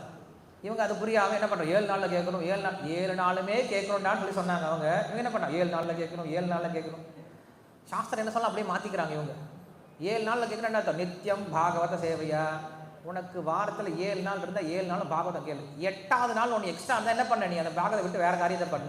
8வது நாள் இல்லையே, இருக்கிற 7 நாள் தான் இருக்கு. நீ மாதத்துக்கு கூட என்ன பண்ண, மாதத்தை மாற்றி பேசு, 29 நாள் 30 நாள் 31 நாள் சொல்லுவேன் இல்லையா, அதெல்லாம் சொல்ல முடியாது. அப்போ வாரத்தை என்ன பண்ணுறாரு, வாரத்தை கொண்டு வச்சுட்டாங்க, 7 நாள் நீ கேளு சொல்லி வச்சுட்டாரு. இதான் அவன் சொல்கிறாரு. அங்கே நாரத முனி சொல்கிறாரு சரத்குமார் நாரத முனி கிட்ட சொல்கிறாங்க, இப்படி என்ன பண்ண, நீ பாகவத்தை அவங்க கிட்ட சொல்லு, பாகவத்தை கேட்ட அப்படின்னா ஆகும், அவங்கள எல்லாருமே ஞாபகம் வந்துடும் அப்படின்னு சொல்லி அனுப்புகிறாங்க. சொல்லி பண்ணிச்சோடனே என்ன பண்ணார் அப்படின்னா இங்கே வந்து ஸ்ரீமத் பாகவத்தை சொல்ல ஆரம்பிக்கிறாரு. யார் சொல்கிறது, பாகவதம் சொல்கிறது யார், நாரதருக்கு சொல்கிறார். ஸோ நாரதர் பாகவதம் சொன்னால் எப்படி இருக்கும் இல்லையா. ஸோ நாரதர் பாகவதம் சொல்ல சொல்ல என்ன ஆகுது அப்படின்னா மேலே இருக்கக்கூடிய எல்லா தேவதைகளும் கீழே இறங்க வர ஆரம்பிச்சிட்டாங்களா, எல்லா ரிஷிகளும் வர ஆரம்பிச்சிட்டாங்களா, எல்லா பக்தர்களும் வர ஆரம்பிச்சிட்டாங்களா. ஒரு பெரிய பஜன கோஷ்டியாக மாறிடுச்சான் பாகவதம் கோஷ்டி. அங்கே பார்த்தோம் அப்படின்னா இந்திரன் வந்து என்ன பண்ணுறான்னா மிருதங்க வாசிக்கிறான் அந்த பஜன கோஷ்டியில். உத்தமன் இருக்கான் இல்லையா, அவன் என்ன பண்ணுறான் கர்த்தாலம் வாசிக்கிறான். பிரகலாதன் என்ன பண்ணுறான் கை தட்டிட்டு பாட ஆரம்பிக்கிறான். நாரதன் என்ன பண்ணுறாரு வீணை வாசிக்க ஆரம்பிக்கிறாரு இல்லையா. சனத்குமார்கள் இருக்காங்களா, அவங்க ஜெயகோஷம் போகிறான், ஜெய ஜெயா ஜெய ஜெயா அப்படின்னு சொல்லிட்டு என்ன பண்ணுறாங்க, அவங்க ஜெயகோஷம் போட ஆரம்பிக்கிறாங்க. இதில் அர்ஜுனன் என்ன பண்ணுறான் கீர்த்தனை பண்ண ஆரம்பிக்கிறாங்க. இப்படி எல்லாருமே என்ன பண்ணுறாங்க இந்த கீர்த்தனத்தில் ஈடுபட ஆரம்பிக்கிறாங்களா. இவங்க எல்லாரும் பாகவத்தில் கீர்த்தனை பண்ணிட்டு இருக்காங்க இல்லையா. அப்போ பகவானுக்கு மட்டும் அங்கே என்ன வேலை, தனியாக உட்காந்துருப்பார் இல்லையா. எல்லாரும் அமைச்சிட்டு அவர் மட்டும் இப்போ உட்காந்துருப்பார் சாமி. அவருக்கு மட்டும் என்ன வேலை, பகவான் கீழே கிடுகிடுன்னு இறங்கி வராங்க. எல்லாரும் எங்கே இருக்காங்களோ அங்கே தானே போகணும், எங்கே கூட்டம் இருக்கும் அங்கே தான் போய் வியாபாரம் பண்ணணும் இல்லையா. ஆளே இல்லாத இடத்துல என்ன பண்ண தேவையில்லை, கடையை ஓப்பன் பண்ணி ஒரு பிரயோஜனம் கிடையாது. அதுபோல் என்ன பண்ணார் பகவான் வைகுண்டத்தில் உட்காந்து என்ன பண்ண போகிறேன், எல்லா பக்தர்களும் கீழே போயிட்டாங்க, நான் என்ன பண்ண போகிறேன் சங்கத்துக்கு போகிறேன்னு சொல்லிட்டு பகவான் கீழே கிடுகிடுன்னு வந்துட்டார். எப்படி வரார் அப்படின்னா சங்கு சக்கர கதாபத்மத்தோட வரலையா. நான் சண்டைக்காக போக போகிறாரு, இப்போ சங்கு சக்கரத்தை கொண்டு போய் யாரும் அடிக்க போகிறாரா, அது பண்ண போகிறது கிடையாது. இங்கே எல்லாருக்கிட்டையும் ஒரு இன்ஸ்ட்ருமெண்ட்ஸ் இருக்குது. ஒரே ஒரு இன்ஸ்ட்ருமெண்ட் இன்னும் கம்மியாக இருக்கா. என்ன இன்ஸ்ட்ருமெண்ட்? புல்லாங்குழல் மட்டும் கம்மியாக இருக்குது. அவர் என்ன பண்ணார்? புல்லாங்குழல் தூக்கிட்டு வந்துட்டார். புல்லாங்குழல் தூக்கிட்டு வந்து என்ன பண்ணார்? அவரும் வாசிக்க ஆரம்பிச்சிட்டாரா. இப்படி அந்த ஸ்ரீமத் பாகவத்தை அந்த நாரதமுனி சொல்ல சொல்ல இந்த 2 பேர் கேட்குறாங்கல்ல. யாருக்கு 2 பேர் கேட்குறாங்க? ஞானம் வைராகம் அப்படின்ற இந்த 2 பேரும் கேட்க கேட்க என்ன ஆகுது? ஸ்ரீமத் பாகவதம் அப்படிங்கிற ஒரு பெரிய சப்தாகா மாதிரி, ஒரு பெரிய கீர்த்தனா மாதிரி அந்த ஞான வைராகம் என்ன ஆகுது? மறுபடியும் இளமை பற்று ரொம்ப சந்தோஷம் அடைஞ்சாங்க அப்படின்னு நம்மளுக்கு என்ன பண்ணுறாங்க? பத்மபுராணத்தில் ஸ்ரீமத் பாகவத மகாத்மத்தை சொல்கிறாங்க. ஸோ இந்த பாகவத மகாத்மத்தை நான் ஏன் சொல்லிட்டு இருக்கேன் தெரியுமா? இப்போ ஏன்னா நம்ம எல்லார் வீட்லேயும் கண்டிப்பாக என்ன இருக்கணும்? ஸ்ரீமத் பாகவதம் அப்படின்ற புராணம் இருக்கணும். யார் வீட்டிலாம் டிவி இருக்கு?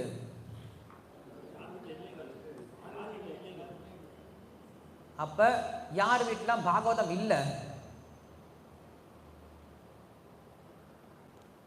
கை தூக்கலாம். யார் வீட்டிலாம் பாகவதம் இல்லை? இந்த பக்கம் வீடு, ரூம்பு, ஆஃபீஸ் எது வேணால் எடுத்துக்கலாம். நீங்கள் எனக்கு வீடே இல்லை அப்படின்னு சொல்லாதீங்க இல்லையா. நான் வெளியூர்லேருந்து ஒர்க் பண்ணிட்டு வந்திருக்கு சார், எனக்கு வீடே இல்லைன்னு சொல்லாது. நம்ம தங்கறதுக்கு ஒரு ரூம் இருக்கா? ரூம் இருந்தால் அது வீடு தான் நமக்கு அர்த்தம். ஸோ அப்போ என்ன பண்ணுவோம் அப்படின்னா, நம்மளுடைய எல்லாருடைய வீட்லேயும் கண்டிப்பாக இந்த ஸ்ரீமத் பாகவதம் அப்படின்ற புராணம் இருக்கணுமா. எல்லார்கிட்டையும் இங்கே ஸ்மார்ட் ஃபோன் இருக்கு இல்லையா. ஸ்மார்ட் ஃபோனுடைய விலை என்ன தெரியுமா? இன்னைக்கு மினிமம் ஸ்மார்ட் ஃபோனுடைய விலை 10,000 ரூபாய் இல்லையா. Minimum smart phone. ஐஃபோனை பற்றி கேட்கல, மாதாஜி ஐஃபோனை பற்றி பேசுகிறாங்க. அவங்க லெவல் ஐஃபோனில் இருக்குது, நம்மளாம் ஸ்மார்ட் ஃபோனில் தான் இருக்குது, ஆண்ட்ராய்டில் தான் இருக்குது. இப்போ ஸ்மார்ட் ஃபோனுடைய மினிமம் லெவல் எவ்வளோ தான்? வெறும் 10,000 ரூபாய் சொல்லி வாங்கலாம். ஆனால் ஸ்ரீமத் பாகவதம் எவ்வளோ தெரியுமா? வெறும் 7,500 ரூபாய் மட்டும்தான், குறைந்த விலை. எக்ஸ்சேஞ்ச் ஆஃபர் இருக்குது. என்ன எக்ஸ்சேஞ்ச் ஆஃபர் தெரியுமா? உங்கள் வீட்டில் டிவி இருந்துச்சுன்னா என்ன பண்ணுங்கள்? டிவியை கொடுத்துட்டு பாகவத்தை வாங்கிட்டு போயிடலாம். உங்கள் வீட்டில் எவ்வளோ பெரிய டிவி வந்தாலும் நாங்கள் வாங்கிப்போம். 36 inch, 40 inch, 50 inch mini theatre கொண்டு வந்து கொடுத்துருங்க. என்ன பண்ணுவோம்? வீடு இங்கே ஃபுல்லாக நம்ம டிவியை போட்டு நீங்கள் வரவங்களா என்ன பண்ணலாம்? ப்ரெஷர் அப்போ வந்து கொடுக்கலாம். ஏன்னா பக்தர்களுக்கு டிவி தேவையில்லை இல்லையா. ஆனால் எல்லார் வீட்டில் என்ன இருக்குது? கண்டிப்பாக வீடு கட்டும்போது என்ன பண்ணுவாங்க? எல்லாருமே டிவி கிட்ட இடம் விட்டு கட்டுவாங்க. சார் இது ஹாலில் இங்கே டிவி வச்சுக்கலாம் சார், நீங்கள் இங்கே சோஃபா போட்டு உட்காந்து அழகாக பார்த்துக்கலாம் சார். வீட்டில் முன்னாடியே என்ன இருக்கணும்? ஃபஸ்ட்டு டிவி தான் இருக்கணும் நினச்சிட்டு இருக்கும். ஆனால் வீட்டில் என்ன தான் இருக்கணும்? முன்னாடி என்ட்ரான ஒன்று கிருஷ்ணர் தான் இருக்கணும் இல்லையா. அந்த கிருஷ்ணர் நம்ம எப்படி கொண்டு வந்து வைக்க போகிறோம்? ஸ்ரீமத் பாகவதத்தில் வைக்க போகிறோம். ஸோ யார் வீட்டில் ஸ்ரீமத் பாகவதம் இருக்கோ அங்கே யார் இருக்கிறாரு? சாக்ஷாத் கிருஷ்ணர் உட்காந்துட்டு இருக்கிறது சமம். ஸோ என்ன பண்ணணும்? எல்லார் வீட்லையும் கண்டிப்பாக ஸ்ரீமத் பாகவதம் இருக்கணும் அப்படிங்கிறத நாம் தெரிஞ்சுக்க வேண்டிய விஷயம். இப்போ நீங்கள் கிறிஸ்டியன்ஸ் வீட்டுக்கு போனீங்கன்னா கண்டிப்பாக என்ன இருக்கும்? அவங்க வீட்டில் பைபிள் கண்டிப்பாக இருக்கும். அதே போல் முஸ்லீம்ஸ் வீட்டுக்கு போனால் கண்டிப்பாக என்ன இருக்கும்? குரான் கண்டிப்பாக இருக்கும். அதே போல் நம்முடைய வீட்டில் இந்த 2 புஸ்தகம் கண்டிப்பாக இருக்கணும். என்ன இருக்கணும் அப்படின்னா, கண்டிப்பாக பகவத்கீதை அப்படின்னு ஒன்று இருக்கணும். அடுத்தது ஸ்ரீமத் பாகவதம் அப்படின்னு இருக்கணும். ஏன்னா பகவத்கீதை அப்படிங்கிறது நம்மளுக்கு தியரட்டிக்கலாக சொல்லக்கூடிய விஷயம், வெறும் இன்ஸ்ட்ரக்ஷன்ஸாக இருக்கும். ஸ்ரீமத் பாகவதம் எப்படி இருக்கும்? நம்மளுக்கு ப்ராக்டிக்கலாக இருக்கும். வேதங்களுடைய உபதேசங்கள் 3 விதமாக சொல்கிறாங்க. ஒன்று பிரபு சம்ஹிதா அப்படின்னு சொல்கிறாங்க, 2வது மித்ர சம்ஹிதா அப்படின்னு சொல்கிறாங்க, 3வது காந்தா சம்ஹிதா அப்படின்னு சொல்கிறாங்க. என்ன அர்த்தம்? ஃபஸ்ட்டு பிரபு சம்ஹிதா அப்படின்னு என்ன தெரியுமா அர்த்தம்? லைக் அ கிங் அப்படின்னு சொல்கிறாங்க. ஒரு ராஜாவை போல. ராஜா என்ன பண்ணுவார்? ஆர்டர்ஸ் கொடுத்துட்டே போவார். இதை செய் இதை செய் இதை செய். என்ன பண்ணுவார்? நம்மளுக்கு வெறும் ஆர்டர்ஸ் மட்டும் தான் கொடுப்பார். இதுக்கு பேர் பிரபு சம்ஹிதை அப்படின்னு சொல்லி சொல்கிறோம். இது வேதங்கள். வேதங்கள் என்ன பண்ண நம்மளுக்கு என்றைக்குமே ஆர்டர்ஸ் தான் கொடுக்கும். இதை செய் அப்படின்னு சொல்லி சொல்லும். சத்தியம் வத தர்மஞ்சர மாதர் தேவ பவ பித்ரு தேவ பவ இல்லையா, இப்படி சொல்லிட்டே போகும். இது வேதங்கள். அடுத்தது என்ன அப்படின்னா மித்ர சம்ஹிதா. மித்ர சம்ஹிதானா என்னது? Friendly suggestions. நண்பர்கள் என்ன பண்ணுவாங்க? நம்மளுக்கு சஜஷன் தான் பண்ணுவாங்க. இதை பண்ணுறா நல்லா இருக்கும்டா, போடா போடா நான் பண்ண மாட்டேன். சஜஷன் என்ன பண்ணலாம்? நம்ம தட்டி கழிச்சிடலாம். இது மித்ர சம்ஹிதா. 3வது வருது என்னது? காந்தா சம்ஹிதா சொல்கிறோம். காந்தானா என்னது? காரமா. காந்தா அப்படிங்கிறது நம்முடைய மனைவி இல்லை நம்முடைய காதலி அப்படின்னு சொல்லி சொல்கிறோம். கல்யாணமானவங்களுக்கு மனைவி, கல்யாணம் ஆகாதவங்களுக்கு காதலி இல்லையா, மாற்றி யோசிச்சாங்க. அப்போ காந்தா சம்ஹிதை அப்படின்னா நம்முடைய பிரியமானவர்கள் சொல்லக்கூடிய விஷயம் போடுறது. நமக்கு பிரியமானவர்கள் என்ன பண்ணுவாங்க? நமக்கு அப்பப்போ இன்ஸ்ட்ரக்ஷன் கொடுப்பாங்க. அந்த இன்ஸ்ட்ரக்ஷன் நம்ம என்ன பண்ண முடியாது? கண்டிப்பாக தட்டவே முடியாது. ஏன்னா அவங்க என்ன பண்ணுவாங்க? வாழைப்பழத்தில் ஊசி நிலைக்கிறவங்க என்ன பண்ணுவாங்க? மெதுவாக சொல்லி கொடுத்துருவாங்க. அப்படியே கேட்டுப்போம் இல்லையா. அப்படி இருக்கிறதான் காந்தா சம்ஹிதான்னு சொல்லி சொல்கிறோம். அதுக்கு பேர் தான் என்ன சொல்கிறோம் அப்படின்னா புராணங்கள் சொல்லி சொல்கிறோம். அதுலேயும் குறிப்பாக காவியங்கள் அப்படின்னு சொல்லி சொல்கிறோம். இந்த மித்ர சம்ஹிதா அப்படிங்கிறது புராணங்கள், காந்தா சம்ஹிதா அப்படிங்கிறது காவியங்கள் சொல்லி சொல்கிறோம். காவியம்னா என்னது? பிரபு நான் தான் காவியம் அப்படி சொல்லாதீங்க. காவியம்னா என்னது? கவிதைனா என்ன சொல்கிறோம்? காவியம் அப்படின்னு சொல்லி சொல்கிறோம். கவிதை நடையில இருக்கிறதுக்கு பேர் காவியம் அப்படின்னு சொல்லி சொல்கிறோம். கவிதை யார் எழுதுவாங்க? கவிஞர்கள் எழுதுவாங்க. அப்போ கவிஞர்கள்லாம் யாரு? கவிதை எழுதுறவங்க இல்லையா? கவிஞர்கள் யாரு அப்படின்னா கிராந்ததர்ஷி கவிஹி அப்படின்னு சொல்லி சொல்றாங்க. யார் ஒருவன் ஊடுருவி பார்க்க முடியுமோ அவனுக்கு பேர் கவின்னு சொல்லி சொல்றாங்க. என்னதான் ஊடுருவி பார்த்தல் கவின்னு சொல்லி சொல்றாங்க. நம்மளை போல அவங்க பார்க்க மாட்டாங்க. அவங்க எப்படி பார்க்கலாம்? கொஞ்சம் உள்ள இருக்கக்கூடிய அர்த்தத்தை பார்ப்பாங்க. நம்ம கிட்ட ஒரு தாமரைப்பூ கொடுக்குறாங்க, என்ன பண்ணுவோம்? வாங்கி விளையாட்டு பிச்சு போட்டு போயிடுவோம் இல்லையா? இதே ஒரு கவி கிட்ட கொடுத்தா அவன் என்ன பண்ணுவான்? அந்த தாமரையை வச்சு பெரிய பாட்டே எழுதிடுவான், ஒரு பெரிய கவிதையை எழுதிடுவான். நாமும் பார்க்குறோம், கவிஞனும் பார்க்குறான். நம்முடைய பார்வையை போல் அவனுடைய பார்வை இருக்காது. அவனுடைய பார்வை கொஞ்சம் வித்தியாசமாக இருக்கும். அதுதான் கவிகள்னு சொல்லி சொல்கிறோம். ஸோ கவிஞர்கள் என்ன பண்ணுவாங்க அப்படின்னா இன்றைக்கும் உள்ளர்த்தத்தை பார்க்கக்கூடியவங்க தான் கவிஞர்கள் அப்படின்னு சொல்லி சொல்கிறோம். ஸோ அப்படி இருக்கக்கூடிய ஒரு கிரந்தம் தான் என்ன சொல்கிறோம் அப்படின்னா சாஸ்திரம், இந்த காவியங்கள் சொல்லி சொல்கிறோம். இந்த காவியங்கள் எப்படி இருக்கும் அப்படின்னா படித்தா ரொம்ப ருச்சியாக இருக்கும், ஆனால் உள்ள ரொம்ப ஆழமான அர்த்தமாக இருக்கும். கவிஞருடைய கவிதை அப்படி தான் இருக்கும். கவிதை படிக்கிறதுக்கு அப்படியே இருக்கும், ரொம்ப ரொம்ப கேட்கறதுக்கு ரொம்ப இனிமையாக இருக்கும். ஆனால் உள்ள என்ன இருக்கும்? ரொம்ப ஆழமான அர்த்தங்கள் இருக்கும். நேற்று ஒரு உதாரணம் சொல்லிட்டு இருந்தேன். காளிதாசன் அப்படின்னு ஒரு கவிஞன் இருந்தான். காளிதாசன் எழுதின பெரிய கவிதை என்னது? சாக்குந்தலம். என்னது? சாக்குந்தலம் அப்படின்னு ஒரு கவிதை எழுதினார் இல்லையா? பரவாயில்ல. அந்த சாக்குந்தல அவன் சொல்கிறான், காளிதாசன் சொல்கிறான், ஒரு ராஜாவை புகழ்ந்து பேசுகிறான். நல்லா கவனமாக கேளுங்க, இது கேள்வி கேட்பேன். ஒரு ராஜாவை புகழ்ந்து பேசுகிறான். ராஜாவே நீங்கள் ஒரு மரத்தை போன்றவர் அப்படின்னு சொல்லி புகழ்ந்து பேசுகிறான். மரத்தை போன்றவன்னா என்ன அர்த்தம்? என்ன புகழ்ச்சி அதில் இருக்குது? மரத்தை போல் எப்படி இருக்கார் அவர்? பொறுமையாக இருக்கார், அப்புறம் சகிப்புத்தன்மையோடு இருக்கார், அப்புறம் எல்லாருக்கும் நிழல் கொடுக்குறாரு, அப்புறம்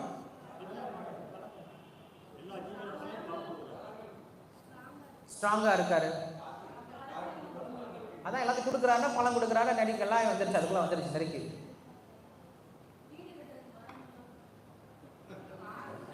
வீடு கட்டுறதுக்கு மரமெல்லாம் கொடுக்குறாரு. சரி, நம்மளுடைய அறிவு இந்த அளவுக்கு தான் யோசிக்க முடியும் இல்லையா? இதனால் நம்ம யாரும் கவிஞர்கள் கிடையாது. இப்போ யாராவது இதுக்கு வேற அர்த்தம் சொன்னீங்கன்னா நீங்கள் கவிஞர்கள் சொல்லி சொல்லலாம். பாறைகளுக்கு ஷெல்டர் கொடுக்குறாரு, ஷெல்டர். ராஜ்யத்துக்கு வேறொன்று இருக்காரு, காற்று கொடுக்காரு. நல்லா கவனிங்க. இப்போ உங்களுக்குள்ள கவிஞன் வெளில வருவான்னு பாருங்களேன்.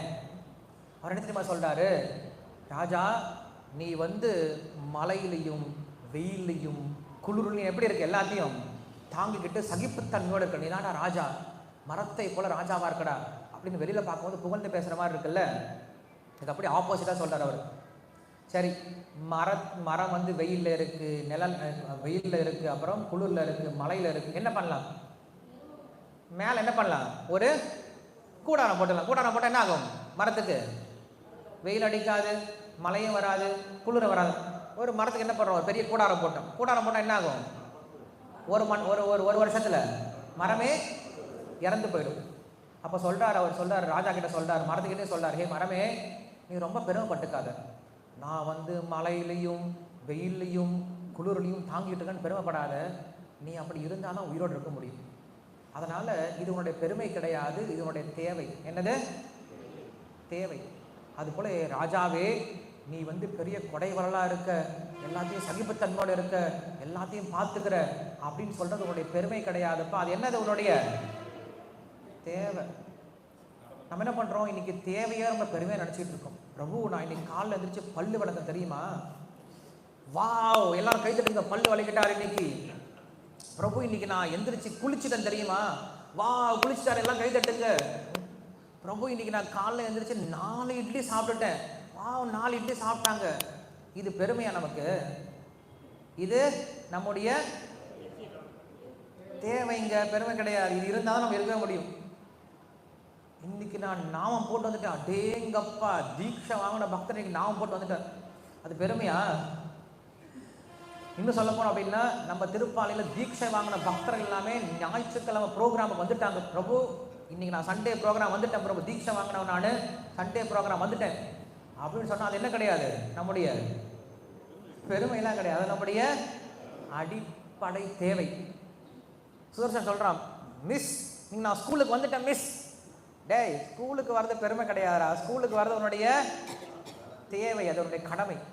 அதனால் வெளியில் பார்த்தா புகழ்ந்து பேசுகிற மாதிரி இருந்துச்சு ராஜாவை. பட் உண்மையில் என்ன சொல்லிட்டார் அவர், ராஜாவை குத்தி காட்டிட்டார். நீ பெருசாக பெருமைப்பட்டுக்காத ராஜா, நானும் பொறுமையாக இருக்கேன், கொடைவல்லா இருக்கேன், இப்படி இருக்கேன், சகிப்தமாக இருக்கேன்னு பெருமைப்பட்டுக்காத. அப்படி இருந்தால் தான் உனக்கு பேர் என்ன, ராஜா.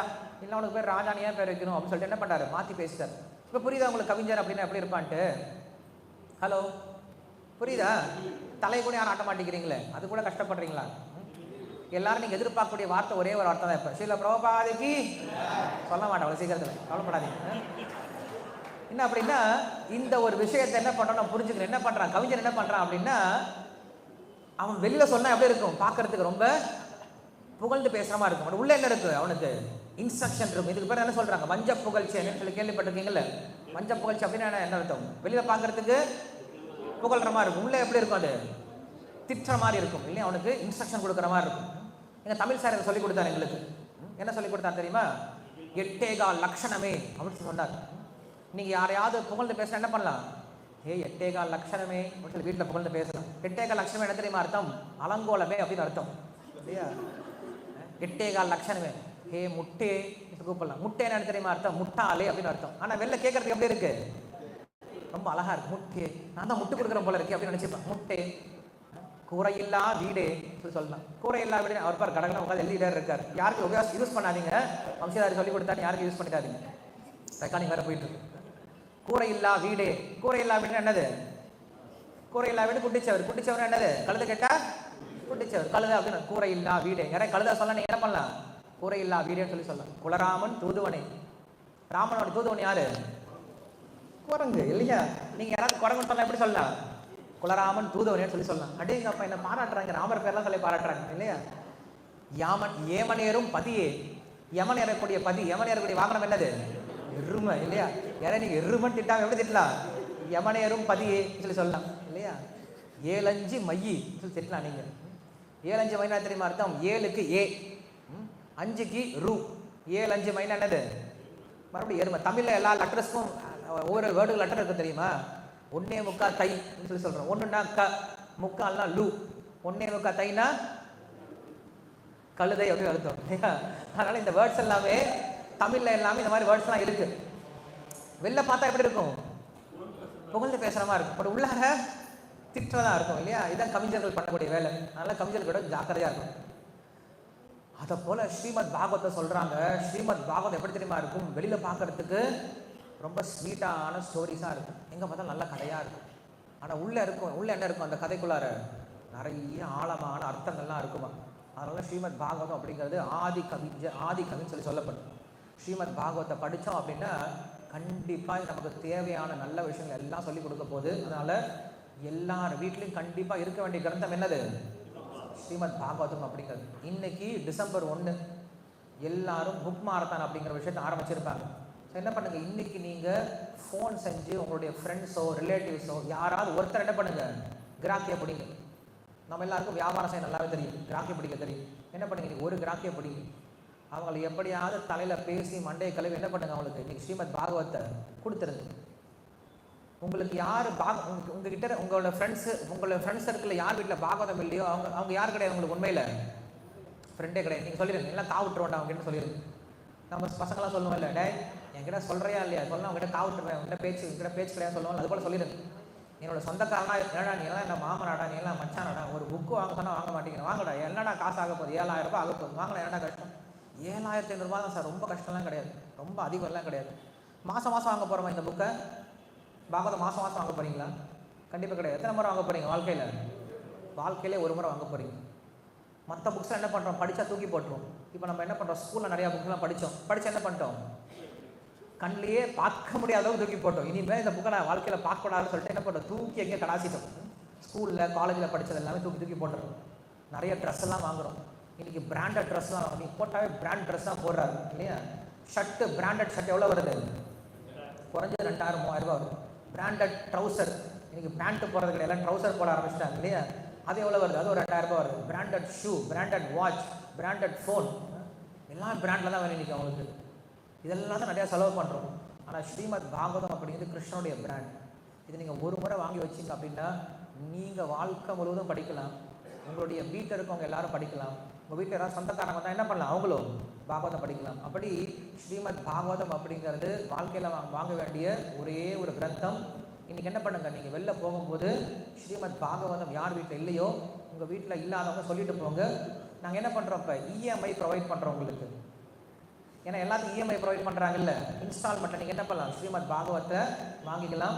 முடியாதவங்க என்ன பண்ணலாம், 2 இன்ஸ்டால்மெண்ட்லேயோ 3 இன்ஸ்டால்மெண்ட் என்ன பண்ணலாம், ஸ்ரீமத் பாகவத்தை வாங்கிக்கலாம். எங்கே அந்த அம்மா ஒருத்தர் இருப்பாங்களே புக் டேபிளில், எங்கே அவங்க?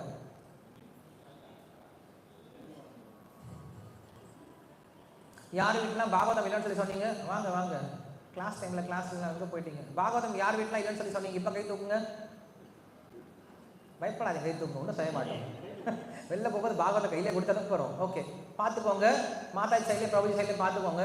வெளில போகும்போது அந்த மாதாஜியை பார்த்துட்டு போங்க. அவங்க என்ன பண்ணுவாங்க, உங்களுக்கு பாகவதம் எப்படி வாங்குறது, பாகவதம்னா என்னன்னு சொல்லிட்டு உங்களுக்கு எக்ஸ்பிளைன் பண்ணுவாங்க. இன்றைக்கி நீங்கள் வீட்டுக்குலாம் வாங்கிட்டு போங்க. கண்டிப்பாக நீங்கள் 2 வீலரில் வந்திருப்பீங்க, தூக்கிட்டு போக முடியாது. கண்டிப்பாக உங்களால் நாங்கள் ஹோம் டெலிவரி பண்ணுறோம் உங்களுக்கு. நீங்கள் என்ன பண்ணால் போதும், வெறும் புக் பண்ணால் போதும். நாங்கள் என்ன பண்ணுறோம், உங்களுக்கு டோர் டெலிவரி பண்ணுறோம். ஹோம் டெலிவரி கிடையாது, டோர் டெலிவரி பண்ணிடுறோம். வீட்டில் என்ன பண்ணுறோம், பாகவத்தை வச்சு பூஜை பண்ணிவிட்டு நாங்கள் என்ன பண்ணுறோம், பாகவத்தை ஆரம்பிச்சிடலாம். ஆனால் என்ன பண்ணுங்கள், நீங்கள் போகும்போது யார் வீட்டில் இல்லையோ தயவு செஞ்சு என்ன பண்ணுங்கள், பாகவத்தை வாங்கிட்டு போங்க. எங்கள் வீட்டில் இருக்க பிறகு எங்களுக்கெல்லாம் இல்லைன்னு நினைக்காதீங்க. நீங்கள் என்ன பண்ணலாம், வாங்கிட்டு போயிட்டு உங்கள் ரிலேட்டிவ்ஸ் ஃப்ரெண்ட்ஸ்க்கு என்ன பண்ணுங்கள், யாருக்காவது ஒருத்தருக்கு கொடுக்க முயற்சி பண்ணுங்கள். இந்த மாதம் நம்ம நிறைய புஸ்தகம் விநியோகம் பண்ண வேண்டிய மாதம். சங்கல்பம் எடுத்துக்கோங்க. இந்த ஒரு மாதத்தில் ஒவ்வொருத்தரும் குறைஞ்சபட்சம் 10 பேருக்கு இந்த பாகவதம் கொடுக்கணும். 10 பாகவதம் செட்னா எவ்வளோ வருது? 70,000 ரூபாய் வருது. ஒன்று நீங்கள் வாங்க வைங்க, இல்லை என்ன பண்ணுங்கள், நீங்கள் வாங்கிட்டு யாருக்காவது கிஃப்டாக கொடுத்துருங்க. இப்போ அடுத்தது பொங்கல் வருது, நியூ இயர் வருது, என்ன பண்ணலாம், எல்லாருக்குமே கிஃப்ட் கொடுக்க வேண்டியதாக இருக்கும். எதுக்காக கிஃப்ட் கொடுக்காம என்ன பண்ணாதீங்க, பாகவத்தை என்ன பண்ணுங்கள், நீங்கள் கிஃப்டாக கொடுக்கலாம். கிரந்தராஜ் ஸ்ரீமத் பாகவதம் கி ஜாய், ஸ்ரீல பிரபுபாத கி ஜாய். ஹரே கிருஷ்ணா.